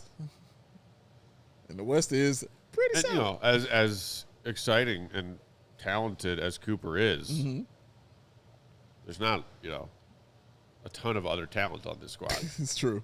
But they're going to get a pretty good pick this year. Hey. This is true. They are. And then they don't have their pick for like the next 3 years after that. That's what's really weird about this whole, like, he doesn't want to hear, like, the tough questions. Like, I just don't understand that, though. I don't because either, bro. he could be doing his own job for himself. Now, I'm not a big AK fan, but, like, Right. when you say, like, a tough question, what do you think a tough question is? Like, why aren't we winning more or something like that, right? There's tons of redirects there of, like, you could just drill in on why you like Ayo Dosunmu as a young, inspiring player. Right. Why you like Josh Giddey's getting better every single You can word salad that. You can Matt Nagy that thing. So there really is no, but for real, there really is no excuse why he can't be out there answering and at least trying to sell his vision if Bulls fans are having a hard time trying to comprehend what that is, because I am. These are all facts, sir. You ain't spitting nothing but that. That's all truth right there from the mouth of Joey C. Christopoulos is what he called. I mean, I think part of it is that there's just I think they're more optimistic and maybe even blindly optimistic about this group. Like they think that they really are close. That's a problem. To making the 6th seed. Making the 6th seed. Let's go. And again, I think that's just a fundamentally wrong place to be starting. But San Francisco touchdown. Even if that were your goal, I think they could do a better job bringing people along with them. Yeah. Articulating that goal, yes. Or bringing them along. Well, yeah, you say it better. But also, how do you enthusiastically articulate, hey, our plan is to be the 6th seed every year, and some years we're going to fall short of that goal? Because you could say how it do as you articulate that without sounding like a freaking joke? By using it as a stepping stone, or saying we have to work our way up, and this is the first step in our. They did say something about not skipping steps in one of their recent interviews. Okay. Yeah, but that's not. Seems anything. like you're kind of skipping the step where you bottom out. You can't. They're not doing anything. They're not skipping steps. They're just literally not taking any steps. They are. Well, and frankly, it puts Billy in a really weird spot where Billy's trying to coach these guys. He's not here to be your PR firm for why Noah Senge is going to be a great NBA player. Yeah. His job is to talk very plainly and objectively about what the player needs to do to get better. So they're kind of putting Billy in a weird situation too to sell the vision when he could just be selling the on-court day-to-day product of the micro, and they could be selling the macro. I just don't know how macro they're looking at it. It seems to me that they are just looking at every game in front of them. And I think all their actions would. I completely. The reason agree I with feel that. like that is because of their actions. They're not making moves that think about the future. Yes. They're not making moves to accumulate assets Right. or build something down the road. Everything's about how can they win today. Correct. Absolutely right. And again, I think that's just fundamentally wrong. That's how it's presented by AK, and that's how it's coached. Also, it's everybody's in line with that philosophy right there. Now. Order. And that is not the way to do it. Bull in shot this 51 situation. from the field in that first half. Again. Oh, we got a cheese grater hat. Cheese grater hats are Yeah. out. I think that's Alyssa. Is it? Yeah. It is. Shout out Alyssa. Cheese grater hats are out. It's so cool that they made that a thing. Dude, The cheese grater hat. really is. And they had been out for a while. It just didn't catch on until Caleb. they said. I've seen them before. Yeah. We guy- saw DJ, rocking one in the locker room when saw- they beat the Packers the other time. I saw the people who created that those hats, right? It's a company in Texas, and the man was like, "Well, you'll appreciate this." He was like, "We used to do cheesehead hats." He was like, "We're a foam hat company." They had foam football helmets, they all about this life, right? Yeah. He was like, and we had, we were doing cheesehead joints, and we got a cease and desist letter from the Green Bay Packers. For real? Told them they cannot do that anymore. And so What, because maybe they make their own? I they guess. sell, I probably? guess. Yeah. Yeah. So out of what I'm assuming is pure spite and pettiness, Petty. they created the cheese grater joint. And now they were like, we have more orders than we ever had for cheesehead. Let's go. Oh, I love it so much. I thought you'd appreciate that. Yeah. Yeah, I was very happy for him, man. Way to be, foam hat company. Yeah, man. They were like, it's been awesome. They said in 1 week when he first did it, they have 4,000 orders, which is crazy. That is crazy. He was like, dude. Caleb and DJ making small businesses across America. Man, dog. But that's how you tap into, the culture, the people. The people. That's how it's done. Oh, what an awesome weekend. Got to see the Bears. And it's another one coming. Now, okay, You know how you were saying like weeks ago, Dave, house money as a Bears fan at this Yeah, point? I literally talked about it yesterday. They're already beyond what we thought they'd be. Yeah. Year 1 of Ben Johnson, year 2 of Caleb.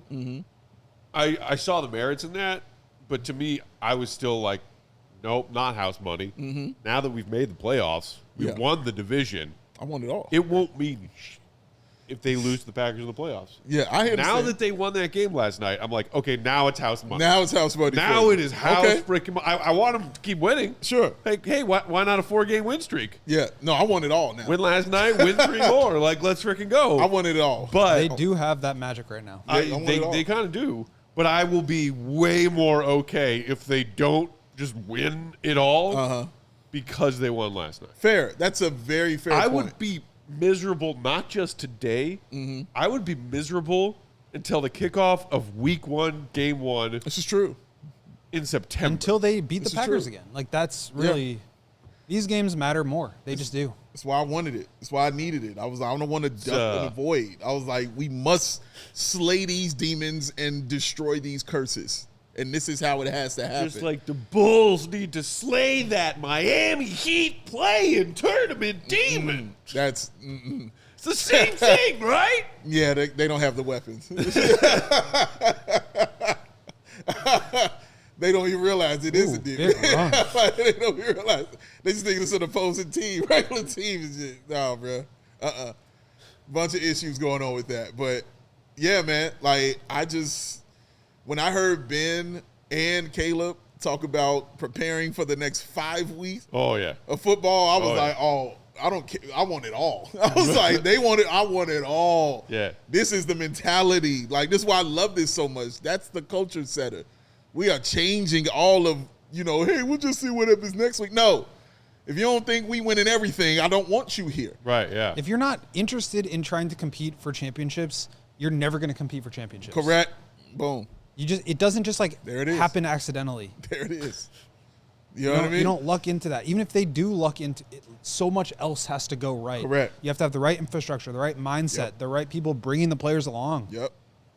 And they have that. You are And they've preaching never to had me. that before, Never had it before. as far as I know. We got close to it. Shout out Lovey Smith. Love you. You know what I mean? Shout out to that crew. Yeah, they were a serious team. They were a very serious team. And Lovey also said himself, we've got to beat the Packers. Yep. That's what we got to do. We got to beat the Packers. What can you say about the Green Bay Packers? We can't lose to that team. Look, Got Rex Turris not and Levy quarterback. here on set. The other element too is honestly the elements that you don't control at all is like what's the state of the NFL that year. Yes. Like if you go back to the Bears, like one way or the other, they're going to face Brady or Peyton, Yeah. and we all know now that those are all timers. Yeah. And just one way or another, like Rex didn't play well in the second half of that game, but like let's be honest, like Peyton Manning made throws that we simply weren't capable of. That's why I hated their Super Bowl so much. And if you look at this NFL right now, like there isn't one team with one truly like elite skill. Maybe like, you could say the nobody's Texans scaring me. Or defense maybe is you elite. have the elite guy. Like Or that ma- could be an option too one day. And Right. I think that's what How about teams today? should be striving for. How about today? I love when we'll go Gottlieb gets this way. Yeah, I was talking to my brother before this, and we were talking about Just talking how greatness. the Packers go. could fire LaFleur or not extend him or whatever. Yeah.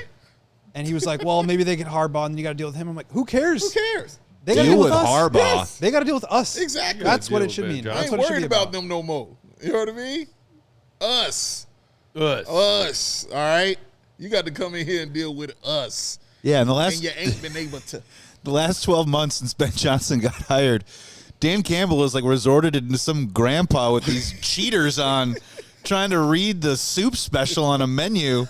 And like literally, I'm like watching his like, Ooh, they've got the lobster bisque. yeah, like, 2 years before that, he was biting your ankles and I love you guys. And now he's just like, oh, geez, minestrone? Like bring it on, man. My fingers here. Yeah, like, give me a break.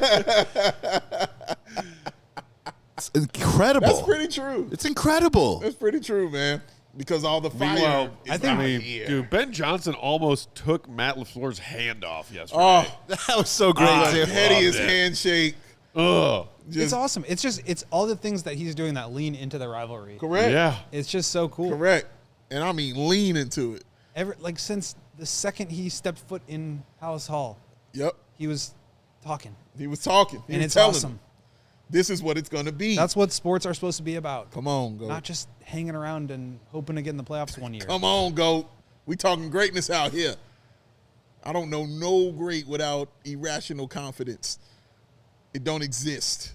You got to have it. Meanwhile, Vooch looking frustrated because Gafford's cooking him. Oh, look Shout at out him. Daniel Gafford. Shout out Daniel Bulls Gafford. legend. Oh. Joey, so you want to know somebody whose career went exactly as I told people his career was going to go? It's Daniel Who Gafford. Who was it?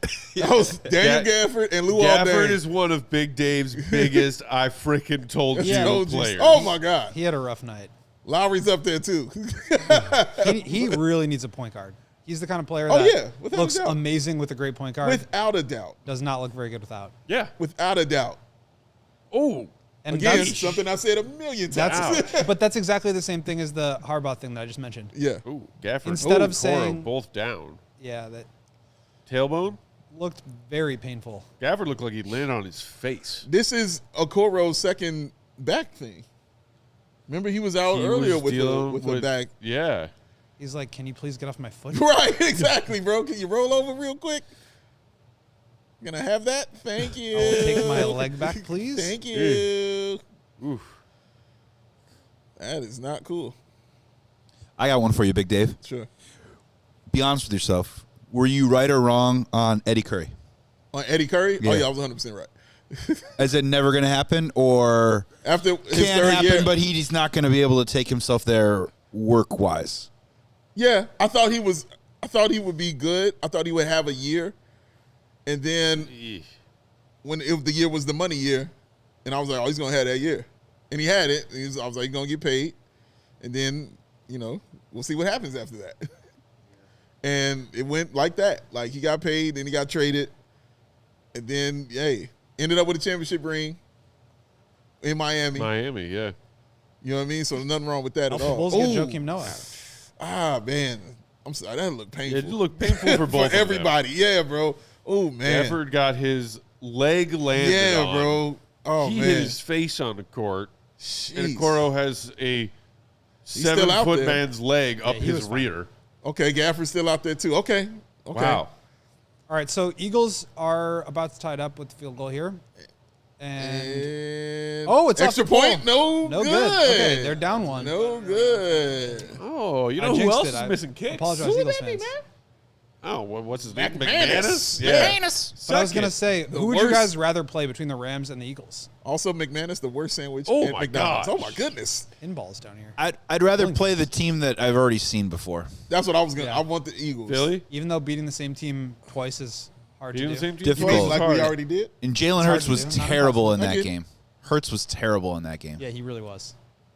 I mean, The Bears were terrible in the first half of that game. I think if you don't Yeah. fear Stafford, I don't feel none of them. like, it's a little.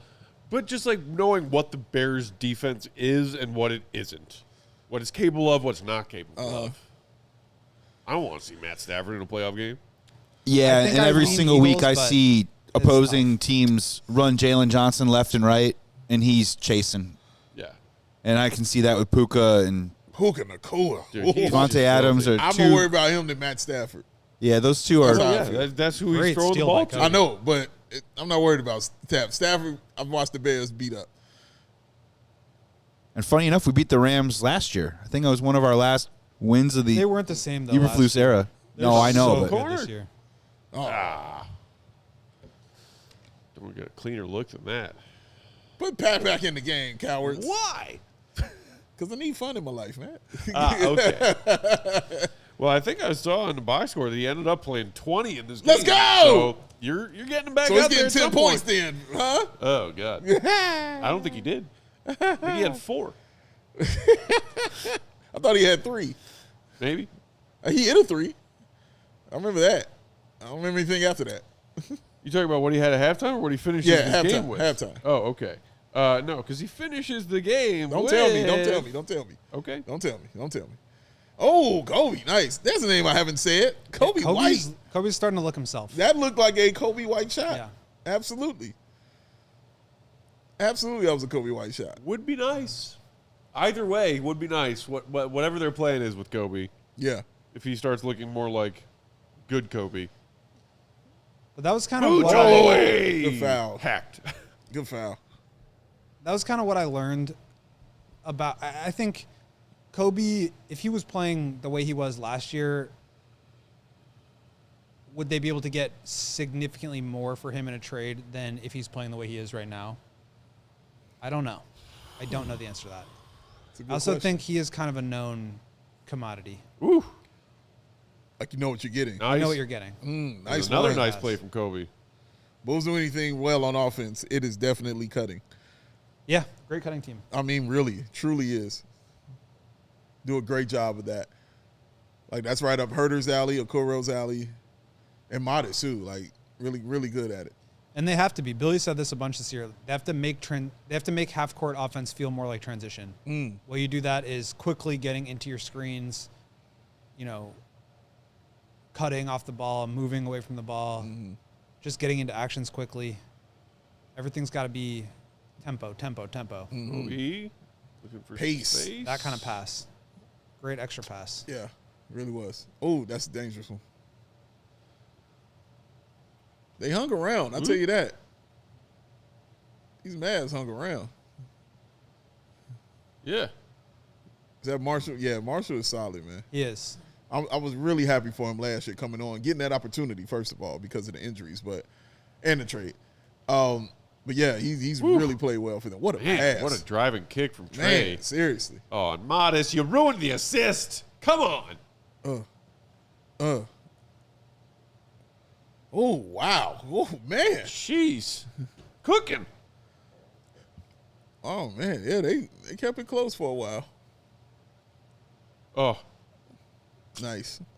I should have gave it to him. Yep. Okay. Yeah, it's a tough young man right there. He's good at math. He knows angles. Come on. You got, looks like Io and Herder, the scorer's table, ready to check in. Ooh. Oh, my goodness. Trey Jones. Late whistle? Very. Yeah. Because they thought he was going to lay it in. Yeah. They were like, no lay in. Tweet. Here's a foul, sir. I don't like that. Like, if it's a foul, call it a foul. Like, don't have to wait for me to score. Come on. Oh, there he is. Oh, he's angry at someone.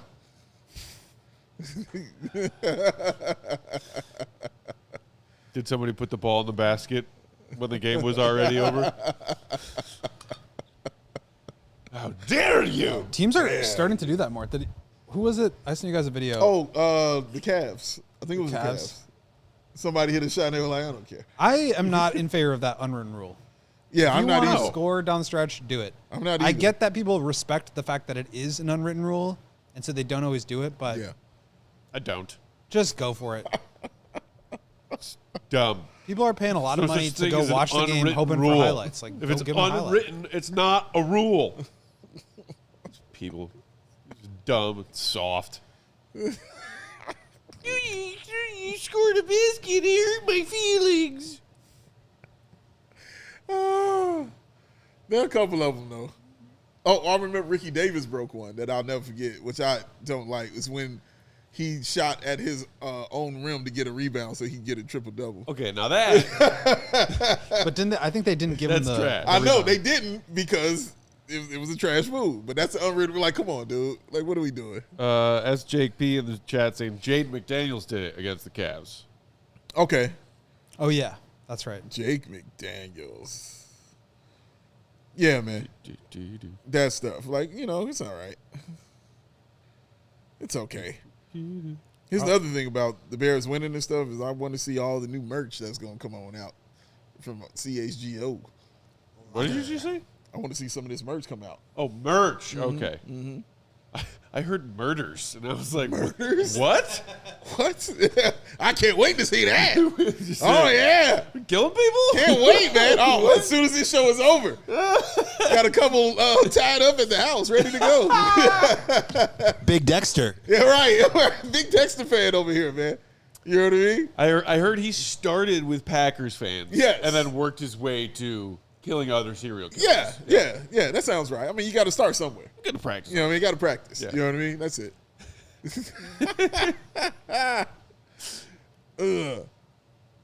It makes me When they say that. so happy that they are all so miserable today. It really, really does. Yeah, they're feeling something that they aren't used to feeling.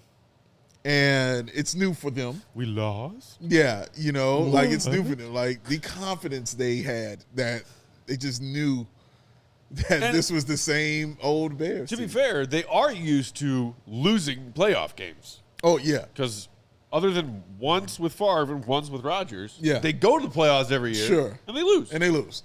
But losing to the Bears Yeah, that's something they don't do. in dramatic fashion But they were Jordan twice in the Love. last few weeks of the season.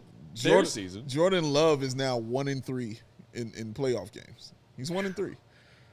So it's not like he was setting the world on fire out here where everybody was talking about it. Like, Only the Bulls set the world on fire. you know what I mean? Set the There's court only on one fire. team that does that, baby. And they're up 72-67. Let's go. Against the Dallas Mavericks. It's the Cooper Flagg led And make that Dallas Mavericks. 72-68. Bang. Oh, man. All right, Coby Coby. from the top of the key. There it is. One Alec Jacoby I White. feel like the Bulls have not hit many threes yet in this game. I think they both ended up with the exact same amount of threes. I could be wrong about that. Wonder when we see Klay Thompson again. He should be coming in here shortly. Yeah. Oh, That's a tough shot. that is a real tough shot, but that was a nice move. Clear some space. And it's another example of, Oh, hit the glass. Another example? you can find guys in the second round or undrafted. Yeah. Yeah. He's a solid player. He's like a rotation guard, I Yeah. think. I don't think he's going to be starting whenever they get good again, but He's solid, though. he's super solid. Yeah. And you need those on your team. Smart job, Coby. Oh, no. The Bulls shot 15 of 46 on threes last night, and the Mavericks shot 13 of 35. Not great for either. Not great for either. Watching Coby, you can, and now more, I don't know why I'm seeing it more this season than previous ones, but it just feels like it's coming out more. But you can really see the Chris Paul influence In in what his way? game, especially when he's drawing fouls, or just the little things that he's doing, like just even on that last play, just getting the ball up on the glass. Like that's a Chris Paul thing, or learning how to draw fouls and bait a foul. You know what I mean, from a guy to get you to the line. Like I'm seeing a lot of Chris Paul stuff from him that he's using wise. Oh my goodness, called Shot it clock off. violation. And that's really He's cool. becoming to incorporate much to your wiser. game. Yeah, More mature as a player, for sure. because Chris Paul. I mean, that's Chris Paul. Yeah. You know what I mean? Like one of those kind of players. So it's really cool to see that those kind of teachings start to come out. The older and, like you said, wiser. Well, you I feel get like in the within your last game. probably 2.5 years, he has really come into his own as a player. I feel like he's probably not going to get so much better, but he took a huge leap right after he signed that extension. Sure. And he has a much better understanding of how to manipulate the game around him. Yeah. He does so with his pacing and his change of pace, the tempo that he plays with, the ability to get shots off, and as you're saying, draw fouls, knowing the tricks of the trade in terms of contact. Mm-hmm. He's just gotten a lot smarter and a lot wiser. Yeah. That's what happens first when the game starts to slow down. Yeah. Like that's the first thing that kind of starts coming is IQ. And I'm not saying it just started. Obviously, the game started slowing down for him years ago. But when it starts to slow down, that's when you start finding yourself, because you're just trying to figure it out, out there. But once you figured it out, it slows down. And then when it slows down, that's when you start building who you are. Yes, sir. Goat break on the there's Coby again off the break. Oh, Jalen. Oh, you knew he was going in for quite what? finish, but Yeah, because the landlord was there. But he might get another over there. Yep, Oh, he's going to finish that one. now. Woo. Yeah, Dallas just hanging around. Oh, my That's goodness. a nice move from Coop. Yes, it's too hard. Yeah, a little too hard. Coby. Okay. Take your Go time. back out. Come on, give me a shot at Anthony Davis so I can laugh. Love to see your ensemble. Oh! Oh. Yeah. Oh, why y'all That's messing been up the robbed of assists? assists. He should have 6 assists, guys. Hit your shots. Robbing him of greatness. Ooh. Oh. Oh. Good defense on a 30-footer. Good timeout, Bill. Like, okay, Yeah, let's take a break. gather ourselves a bit here. Let's settle on down real quick. Yeah, I understand that. That's not a bad timeout from him. Oh, and I know you're sad, Matt. No Lockie is going to be in here in the game. What? No Lockie is going on. I know that's upsetting. My favorite player. I've learned. He's really good, Dave. I've learned. That.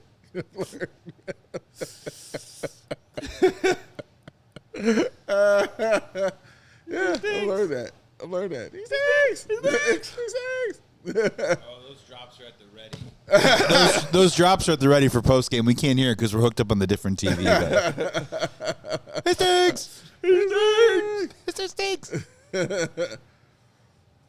CP3 with Shea and Coby. Yeah, you're right. You're absolutely right. You can see it in both of them. Like, definitely in Shea, for sure. How he's drawing those fouls and things. But yeah, man, like those young guys are utilizing that knowledge that he bestowed upon them and allowing them to further their game, because those things are important. Like I'd said for years about those hair fouls that Coby used to get. You remember, man? You remember how upset I got that he cut his hair? Because I'm like, dude, like, no. And the fouls dropped. Need the hair fouls. The fouls dropped, but them hair fouls a little important. bit floppy. That's it. But it's like, it's just, an embellishment of the contact that you draw. Correct. Like, hey, ref, you see that? See that? Huh? My hair doesn't move in this direction. This glorious mane that I have moves into this direction. You're correct, sir. You see that?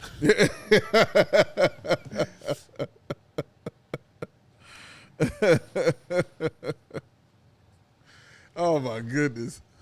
Thank you, sir. Shout out to GOAT. Understanding what I needed. I understand it now. That's when you know you got a partner behind the microphone when you can sense your thirst. He should have got me some ice, but it's cool. Like, it's all right. It's all right. Yeah, this is fine. This is fine. Good, better, best. I'll be better next time. That's it. I have no doubt about it. I have no doubt about it, sir. Isaac Okoro. Wee. I've said last time I would love some hair out stats from Isaac Okoro. What's that? How's that young man playing when the hair is out? Splits on braids or no Braids, braids? yes. Yeah. I would love those stats, man. Shout out Bulls Outsiders, because that's exactly what I would be taking to that crew right now. Where I'd say more positive with braids. I don't know. I right? don't know. It's a good save for when he had 24. Did he have his braids in? I think his hair was out that night. Okay. I think.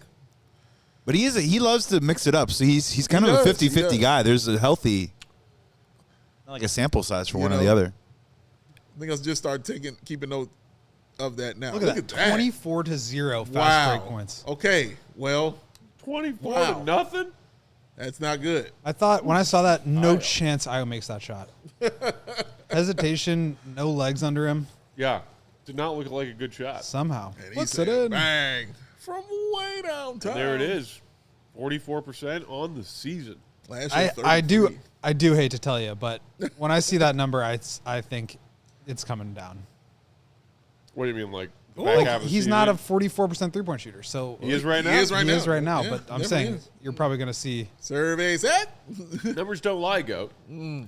Io shooting 44% from three, and the Bulls are 2 game under 500. These numbers don't lie. Good layup, man. Trey Jones, man. You know what other Super numbers don't lie? Io's career three-point shooting numbers. The Bears numbers. 31-27. That's what I was saying. Yeah. You didn't see the insanity in his face, so I knew where he was at. I didn't even hear what he said. I was locked in on I Iowa's said, you know basketball what? Other reference. numbers don't lie. And then, I heard that, but what was the answer? 31-27. 31-27. Oh, 31-27. Yeah. But yeah, I was 37% career 3-point shooter. He's 45 this year. He was 33 last year, 40, 31, 37. It's so up and down. But, I mean, this is better than Steph Curry's best season. Oh, that's a late hit. Sorry, doing the 2 games at once out here, people. They didn't call it. Okay. Nice steal from Io. Did he step out? What? Oh. Stepped out.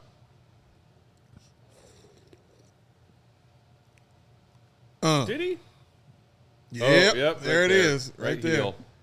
And I mean, he stood there too. Good call, ref. Good call. Pull the pat. Huh? And he's out there, baby. Oh, yeah. Oh, He guarded what was Clay. that? You see that pass? Oh, man. Oh, dude. Oh, yeah. Yeah! Yeah. Go goaltend that after the whistle That's shot. right. Unwritten rule. Oh, let us stairs off.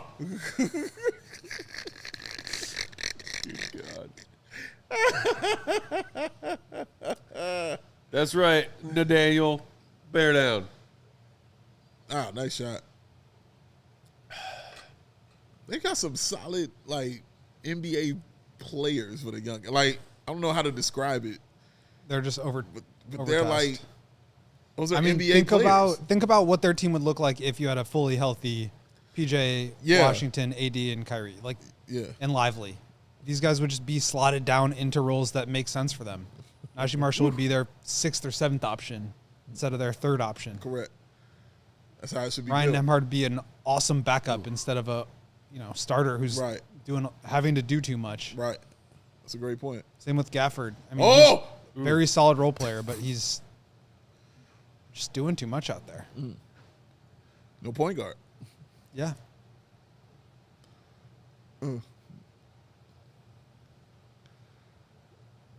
Oh, Clay, like, come on, man. Oh, that's a cocky pass. Oh, No, you can't stop him, transition baby. Io. More fast break points. More fast break Yeah, well. points. 30-0. Seem like, right? Ugh. Great angle inside, man. Just gonna chuck that thing Come on, up there. flex on him, young I.O. Ooh. Look at that young fella. That's that Bears fan. in him. Dude, I was gonna say that dude's locked They were still in. down. This might have been 21-6 at this point. Oh, wow. Big shout out to all y'all in the chat hanging with us, man. What's up, y'all? Make sure. Oh, come on, Pat. My God. Did you see that? My God. Make sure you're hitting the like button while you're in here hanging out with us, having a good time. We will have a post-game show for you guys after this as well. That's right. So tune in for that. What a delightful little post-Bears victory treat. Just watching Pat Williams grab rebounds. Just look at his deep. I mean, He's got at least 3 rebounds that I've seen. Oh,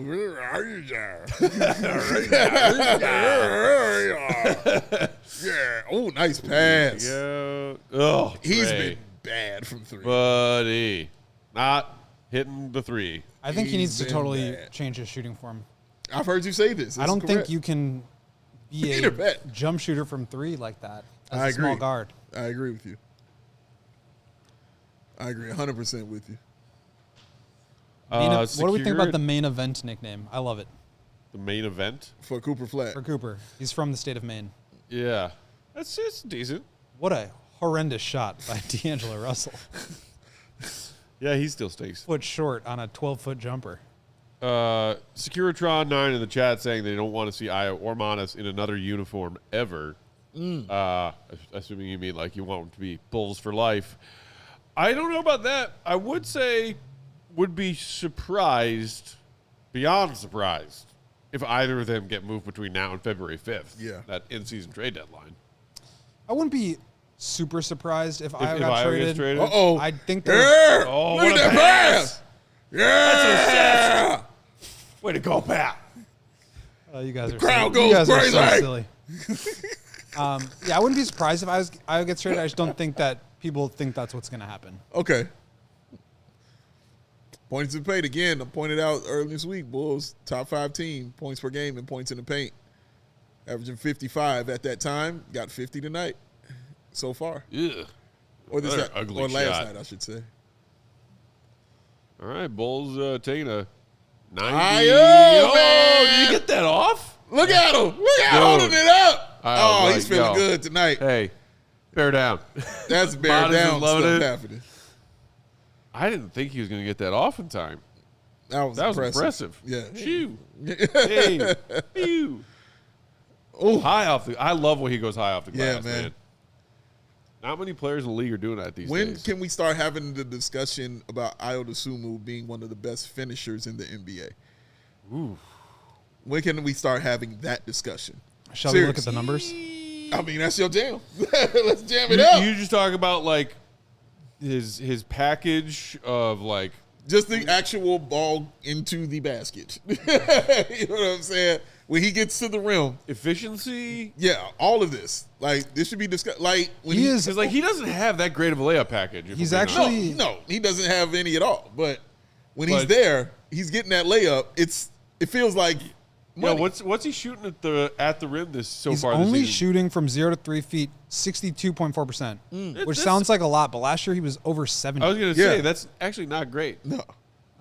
He's been getting I blocked. can look more. at it how it compares to like what percentile that's in for guards. Percentile.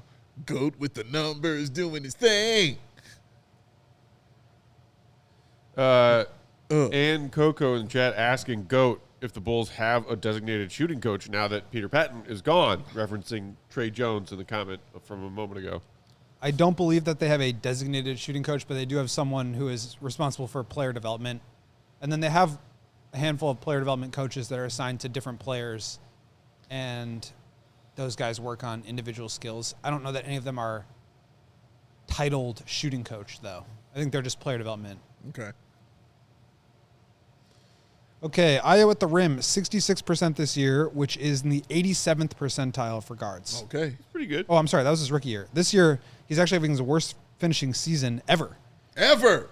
He is at 60%, which is the 24th percentile. Yeah. So not very good. So worst finishing season, but best 3-point shooting season right now. But for all three-point shooters, he is in the 94th percentile. So very good. Very good. Only 6% of players are shooting better than him, but 76% of guards are finishing better than him. What's he shooting from two? 60 Percentage-wise. all twos Yeah. or just rim shots? All twos. On 2-point shots, he is shooting, I think it just said 56%, 55.8%, 55. Okay. which is below his, I'm about which to is say that's a little low. a career low. It's a little His low. career average is 58. Last year, 61.2. As soon as I say it. Wow, here we go. A graphic, 2-point field goal percentage, all-time Bulls leaders. Ayo currently second. Shout out to me. And Vooch, number 3 Dude, he is a on that guard. list. Number 2 in there. That is Yeah. insane. It's crazy. Wow.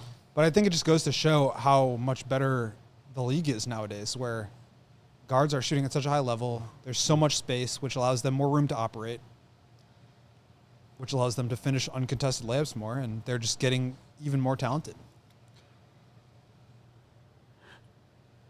Oh, come on. Oh, there you go. Look at, oh! He's got that guy on him. Yeah. That's right. You better pass it. Look at him checking a 50-year-old Klay Thompson. Oh, that's not there. Oh, my God. My dog. I will never doubt you again, my dog. That's on me. That is on me. It would never happen again. Oh, get ready for the move. Cross. Spin. Ooh, that's a trap. Pow. Turnover. Yo. What? What? Oh, God. Oh, man. One of the Martin twins. I forgot about them, man. Caleb or Cody? Let me Aren't, get a good aren't look. those the Martin twins' names? Yes. I'm going to say yes. 'Cause I know one of them Caleb was is also one on of the them. Heat for a long time. That is Caleb. That is Caleb? All right. Oh, man. That was their first fast break points of the game. 29 to 2. Oh, man. Goodness gracious. Can you give me a Coby White player comp? Coby White.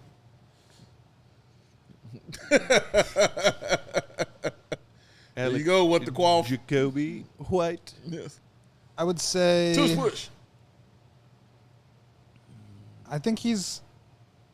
I mean, people might take offense to this, but I think Colin Sexton is kind of an interesting comp for him. Like, very physical driver. Kobe's a much better shooter and off the dribble scorer, but high field goal percentage, high 3-point percentage. Mm-hmm. I don't think he's as good of a shot creator, but. Nice. And I think Kobe's a better player, but I think they play similar styles. Yeah, he's definitely a better player. You're right. I take offense to that. Yeah. I'm joking, man. But, like, I think he's different from Anthony Simons, who I think people would lump him in with. Yeah, Simons. Because Simons is like a pure 3-point shooter. Yeah. That was out of bounds. I thought he stepped out. Oh, that is an ugly looking shot. Tyler Hero maybe is a good comparison. I need a hero.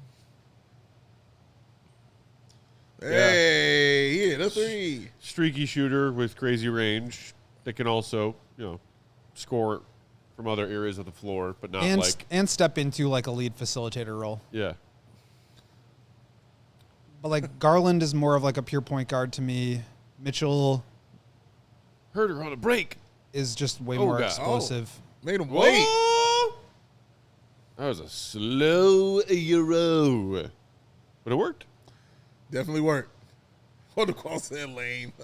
More fast break points. Speaking of, it's great. I was curious about Dallas's pace. Okay. This ridiculous fast break points discrepancy right now. They're fourth, right under the Bulls in third in Wow. possessions per 48. And there you go. We're beating the Mavs. Just not very efficient with their fast pace. Yeah. Oh, there's other things to that? I'd love to see Coby with someone who provides gravity. I would love to see him with like a Jokic I or believe that's from Miss Coco. I might be reading that wrong. Mr. Coco, sorry. like even an Anthony Edwards type, like somebody who's just like a premier player who he can play off of. Big time run from Saquon. Yeah, I agree with that. Luka would be another good one. But Sorry, you have to and be able- Coco. My apologies. What do you want to say, sir? I don't know. Can't remember. You were talking about Nothing Coby, who important. you want to see him play with. Oh, just like another star player, like a real true star player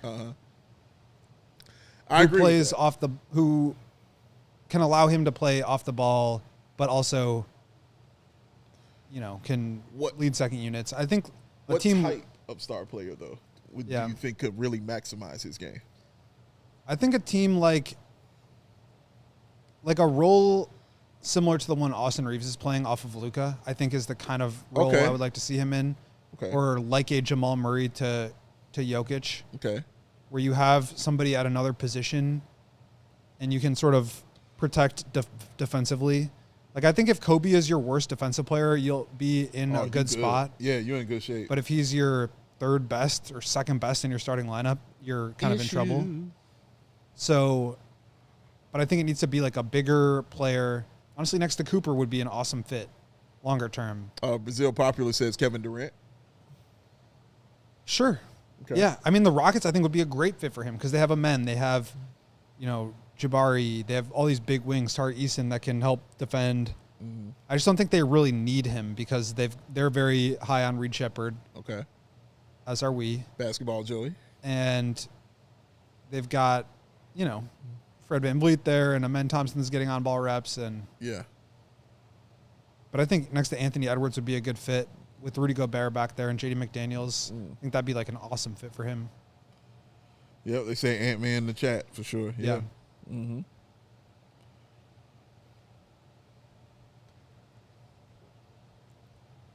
Come on, baby. Finish it strong. Gavin Arter, 11th game this season with 7 players scoring 10-plus points. That is definitely the Chicago Bulls. So what would Coby be on an already good offensive team, third or fourth option? I think it just kind of About depends on the team. I Yeah. think you're cooking if he's your fourth option. Oh. I think he could be a third option, but it just depends. Like if you have another primary guard, you don't really like you need an off guard, and I think that's why Coby I think is a really good piece to build with because he can do both of those things. I think the Celtics would be a great fit for him once they're whole. You have Brown and Tatum, and some good bigs. I think I'll take a Tatum. But the way the league is trending right now, it's not just like my top three against your top three. Like you have to be able to do everything. Those days are kind of over. Yeah. Yeah, I haven't felt that And way it's for not a so much while. spread pick and roll and everybody out of my way, and I'm just gonna pull somebody into, a mismatch. Correct. Looks like it's off Vooch on that one. No, you're absolutely right. So I mean, it's the less about one-on-one is what still option there. he is and more about how the team utilizes him in that role. Yeah, the one-on-one game would never go away. Like, that's still going to be a part of my guy against your guy kind of my thing. God, my Modest. sweet Lord. Oh, See, there's More the of Euro that. step. There's Yeah. where the Euro step comes in. And he dunked Euro it. No step is layups. Filthy, man. No layups, baby. He covered that entire court in like the blink of an eye. Yeah. I love it. I like it a lot. Nice. Vooch, how dare you put the ball in your own basket? Breaking an unwritten rule, man. Eagles going Woo! up 13-7. Look at Oh, it's a flag on the play. I saw The stare down. I saw it. Yeah. Look at him. In your face. Look at him. Stare into his soul and snatch at. 13 is not 20, though, Modest. What the hell? Free throw, sir. I know, man. Boozy has not shot a free throw. Nope. Unacceptable. Get out of here. Unacceptable. Got to get to the line, baby. Unacceptable. Bulls cruise controlling. Seriously. Oh, That's well a 20-point lead. 106-86. Don't see that too often this You don't. season. Like there was that Pels game, whatever, like a Oh, week man. or so ago now, that they won. Just some bad turnovers. by yeah. him. Like, I don't even recognize Flagg right now. Tough one. How many? Jason Kidd looks different, too. That's a tough one, man. Come on. Oh, classic. Eagles up 13-7. All right. Eagles up. Cooper is averaging just 2.3 turnovers per game this season. Wonder. But he's just built different. Like he is man. huge Yeah. and so fluid and mobile for Yeah. somebody that big and strong. Agreed. And he just turned 19. He reclassified to enter college a year early. So he's the youngest player in the league. Crazy. In the entire NBA. He's going to be younger than a lot of the freshmen this year in college. That's crazy. And he just another bad turnover there. Wow. Yeah. Oh, the classic clip. This versus Cooper. Woo. Fun fact, they're both 8 years old. Yeah, right? God, they're kids. When was this? High school? Yeah. Matt Mouse looks so young. He's so thin. Yeah. Goat sounded offended. I'm just saying How dare you? He has Eat a put on weight. cheeseburger. Walk onto my cards with that thin frame. Feed this man at once. And, oh, good one. All right, should I guess past the stat line now? Yeah, if you like. What makes you think he's not coming back in? Well, fair point. It is a blow. Yeah, that's fair. No. Go ahead. I'm going to guess it right now. 3 points. Oh. Do you want to know if you're right or wrong on each one? Tell me after I say it Okay, all. say the whole thing. 3 points. I want to say 3 rebounds, but I want to say 2. You know what? Bears 1. I'll give him 1. 3 rebounds, 2 assists, 1 steal, no blocks, and he's a -3. Very close. Pretty close. Okay. You hit me. shortchanged him on the rebounds. He has 5. 5. Oh, man. Okay. That's it? That's the only one I got wrong? 4 points, 5 rebounds, 1 assist, 1 steal. And he's 1 of 5 shooting. Oh, my God. He's a -5. -5. In the game, the Bulls are up big. I'm kind of close. Yeah, man. Oh, what the Quaff remembers the old days. What do P will don't? Yes. Shout out. He remembers the old days of Chris Dunn. Yeah. Did you see what Chris Dunn Don't don't see what tonight? Chris Dunn don't.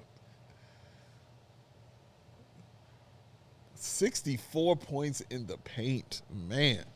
That's and only 40 for Dallas. Man. Yeah, the Bulls are just working them. Unless you know the game Cooper's having. Yeah. Because Cooper goes to the paint. What a shot. Yeah, he goes to the paint, bro. Oh, yeah. Give me more. That tough bastard. Did you say 4 points? Yeah. He hit a free throw? He must have hit a free throw. Yeah, he did. He had Okay. 3. He was 1 of 2. Okay. Oh, yeah, I remember because he missed. Right. I remember it now. Free throw, free throw. By Patrick Williams. 13-7, Eagles.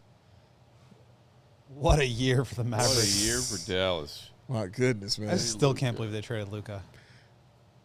Isn't it wild that Trey Young and Luka Doncic both traded? I was reading something about this.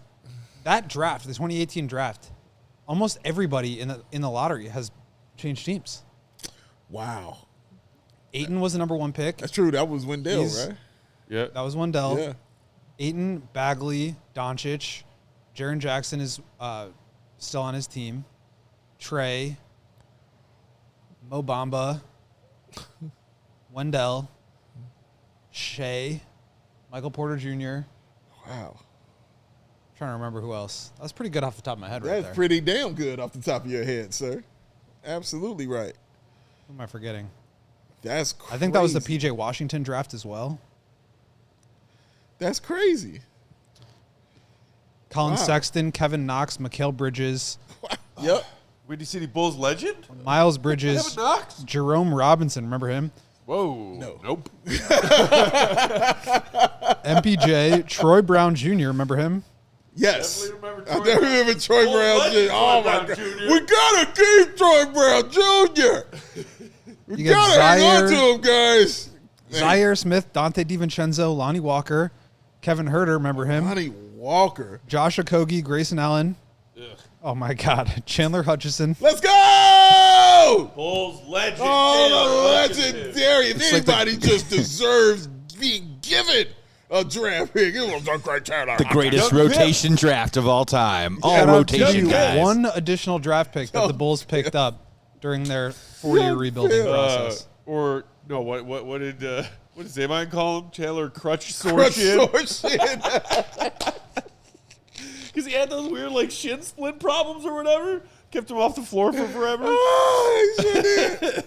He sure did. I forgot Herter was in that draft. I feel like Herter's older than that. Herter was in that draft? Yeah. Shout out Kevin Herter. Got all Probably the most velvety. shots he's gotten up per game since he was at Maryland. Oh, velvety. Social Angel asking who our favorite MLB pitcher is in the chat. Caleb Williams. He threw out a first pitch, didn't he? Oh, That counts. Oh man. All right. All right. Timeout on the floor. Should we with start post-game early? 5:09. We can. Favorite This game is over. Shohei Ohtani. It's my favorite pitcher.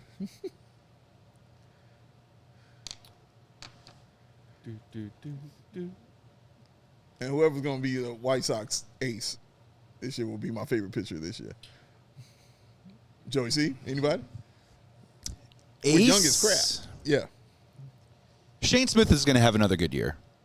I like the upside for Sean Burke, but when we talk about guys like Noah Schultz and Hagen Smith, Yes. they're probably guys that maybe graduate and debut in August, and then maybe they get a little bit of, they get a taste, and you can get excited about them heading in the offseason. But I just don't think pitching-wise you're going to see a lot of young players from the White Sox Okay. rise up this year. It's all about the young bats this year. Definitely all about the And they're young going to bats. hit. It's going to be frustrating. Oh, it's going to be fun. Yeah, they'll lose 9-8, and it'll be actually like really But will be entertaining fun. Yeah. and a fun day at the rate, for sure. I'm down for all that. I think I ain't been to the race since the last time we did a watch. Oh, man, I remember when I went because it was hot as, oh, my God. It was ridiculously hot. I couldn't believe it. And then I watched Steven do the 999 challenge. Oh, right. 9 beers and Yep. 9 hot dogs Yep. in 9 innings. He did it in 7. That's impressive. He did it in 7. That's crazy. I don't think I could do that, man. Yeah, Steven's a different beast, bro. 9 hot dogs. Yeah. That's the dude. That's the hardest If, one. if you tell me to go to a ball game, drink 9 beers, and have 2 hot dogs, cool. Sure. But 9 hot dogs? It's That's intense. so many hot dogs. Because think about it like this also, like at a baseball game, they don't just serve food through the 9th inning. So you got to wrap all this up by the top of the 8th, middle of the 8th, or at least have it purchased so you can eat it through. True. We You tried to don't do it. plain, or We what called do you- it the Triple all Crown the back in the dressings? day. Triple Crown. Wait a minute, I'm learning new terms here. Yeah. Wait. The Triple Crown, and we started doing this like 25 years ago. Oh, okay. The Triple Crown is 9 peanuts. Easy. That means everyone can play. That's the part about it. That's what's fun about it. Everyone can play and just eat 9 Except me, Unless who you have has a peanut nut allergy. Yes. What? Yeah. Sorry. Hold on. First of all, we bring, what is it? I'll eat your peanuts for you. Thank We you, bring sir. an anaphylactic shot, and we take care of you. EpiPen at the game? We'll see. But yeah, it'd be 9 Well, peanuts, 9 hot dogs, 9 beers, 9 innings. Me and some buddies tried to do it at a Timber Wait, Rattlers say it game. again. You went fast. 9 peanuts. 9 peanuts, 9 hot dogs, 9 beers, 9 innings. Oh, okay. All right. All right. Do you eat the hot dogs plain? You put all the dressings on them? We just did ketchup. So we did it at a minor league game for the Timber Rattlers in Wisconsin. Don't say ketchup in front of That's what Matt I was Peck. waiting on. I was like, And it was you down- gonna let that go? It's like that, huh? I love ketchup on the hot. Listen, you Ketchup preach to the on choir. It's all Ketchup, gin and mustard, juice in onion, here. pickle, celery salt. Come on That's with my that. order. Ain't nothing wrong with that. Sesame that sounds seed- amazing. Little One of sesame these seed things bun. does not belong. Yeah. I don't know what it is. Maybe it's the salt. It's the salt. But it was Everything dollar else hot sounds dog, phenomenal. dollar hot dog, dollar beer night, which gave us an actual shot at like pulling the it price off. is really. Because that's an Okay. incredibly expensive feat. Yeah. Yeah. It's a $200 I think if order it were at Wrigley. $1 dog and $1 beer, like how he said then anybody I can would play will with my myself 9 to do it. I feel like you're losing like, money oh, boy. if you don't do that, you know? It's true. Hate to tell you. Hate to tell ya. This was the Anybody early can do it. 2000s. The early 2000s. There weren't as many peanut allergies in the world. I think you were maybe standing True. more alone. But also, Or I'm not does- eating hot dogs either. So you just all. Although that's true. Yeah, I'm Yeah. not doing that. Unless y'all give me a vegan one. I was gonna say 9 salmons. Oh, it's Matt's worst nightmare. A vegan hot dog with ketchup on it. Mm. Yeah. It's soy based, Matt. It's plant based and soy based. Or as Matt would call it, a vegetable dog. Yeah. I don't know what Which it he is. also hates. It ain't a hot dog. Wait, who's getting carted off here for Kittle looks like 85, right? Kittle is 85. Oh man. Oh, George Kittle just got hurt for San Fran? That's not good. I'll hit the breaking didn't he news just sounder. miss a big stretch of the season? He did. He wasn't in the Bears game. Dude, D'Angelo Russell is trash. Yeah. My God. Ooh, that looked painful. Oh man. Rewatch it right now. Wow, 9,999. Okay. I've done a minor league game where they've had that, like dollar beers and like I think it was dollar burgers. It was, oh my goodness. This was years and years ago. And I had a time. Luckily, the young lady I was with, I was like, make sure you bring the big purse. The big purse? Yeah. Because we taking some of these bad boys. A couple burgers in my. Bring that big old purse. What do you got in there, lady? Burgers? And she did. I was dare someone to stop her. Now, see, like I can eat probably more cheeseburgers than I can eat hot dogs. Is that weird? Because in theory, burgers are bigger. I'm pretty sure I can. Yeah, I'm pretty sure I can. Really? Yeah. I think I could hamburgle my way to 9 burgers. I mean, I would rather eat more burgers than hot dogs, but I don't know that I could. They're much bigger. Well, let's ask the resident meatitarian. Here we go. Matt Peck. Oh, could you eat more hot dogs or more burgers? Depends on the burger. What burgers comes in all shapes and sizes. That's very fair. Oh, we'll just do a quarter pound. Not the quarter pounder from McDonald's, but like a 4-ounce burger. I could probably take down more dogs than burgers in that sense. Okay. But like if I'm picking out, like, you know, like 4th of July style. Yeah. And my family loves doing just like grilling up a bunch of burgers, a bunch of dogs, a bunch of brats. I'll do just bam, bam, bam, one of each. Burger, brat, dog. Burger, brat, dog. Yeah. Do you combine them? No. Okay. I was hoping you said yes. Each exists in its own glory. We were talking about that. Yeah, didn't Soldier Field do a Roma Dunze dog and like just like threw a bunch of like brisket on a hot dog or something like that? Say what now? Now that the Roma Dunze dog. You had my curiosity. Now you have my attention. They like took a hot dog and they just threw a bunch of brisket on top. Who did this? I think Soldier Field. Oh, I think it was a Bears food item last year. DJ Moore has something at Portillo's. Did I read this right? Does he have his own rally cake?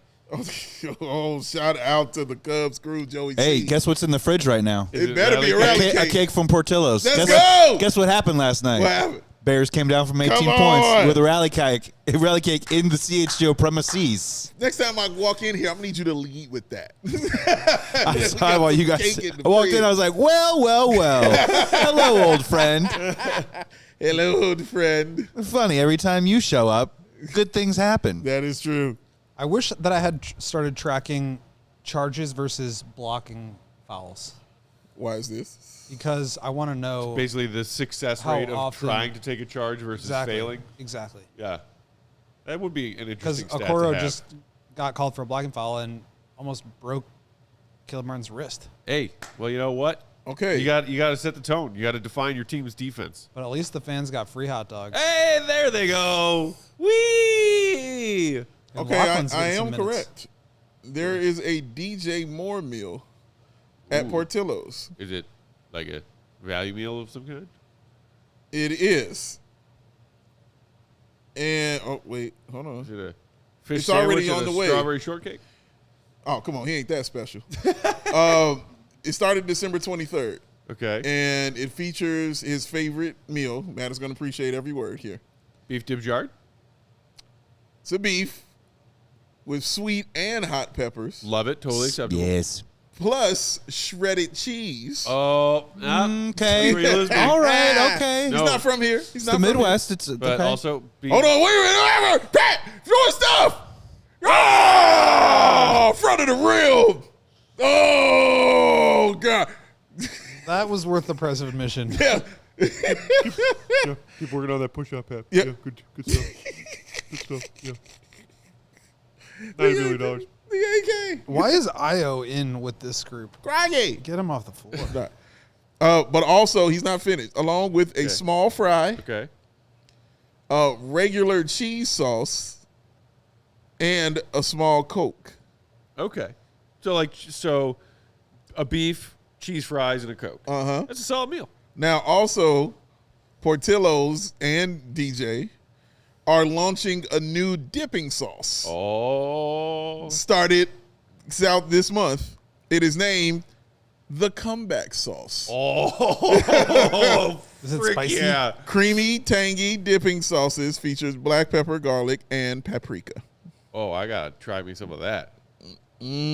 That does sound fire. I just want to go home and relax with my comeback sauce. Dude. And just I tell you what, though, that Jard dipping sauce. we Yeah. discovered that thing we is a Jason hack. Waski. it's incredible. Jason hack. Waski, baby.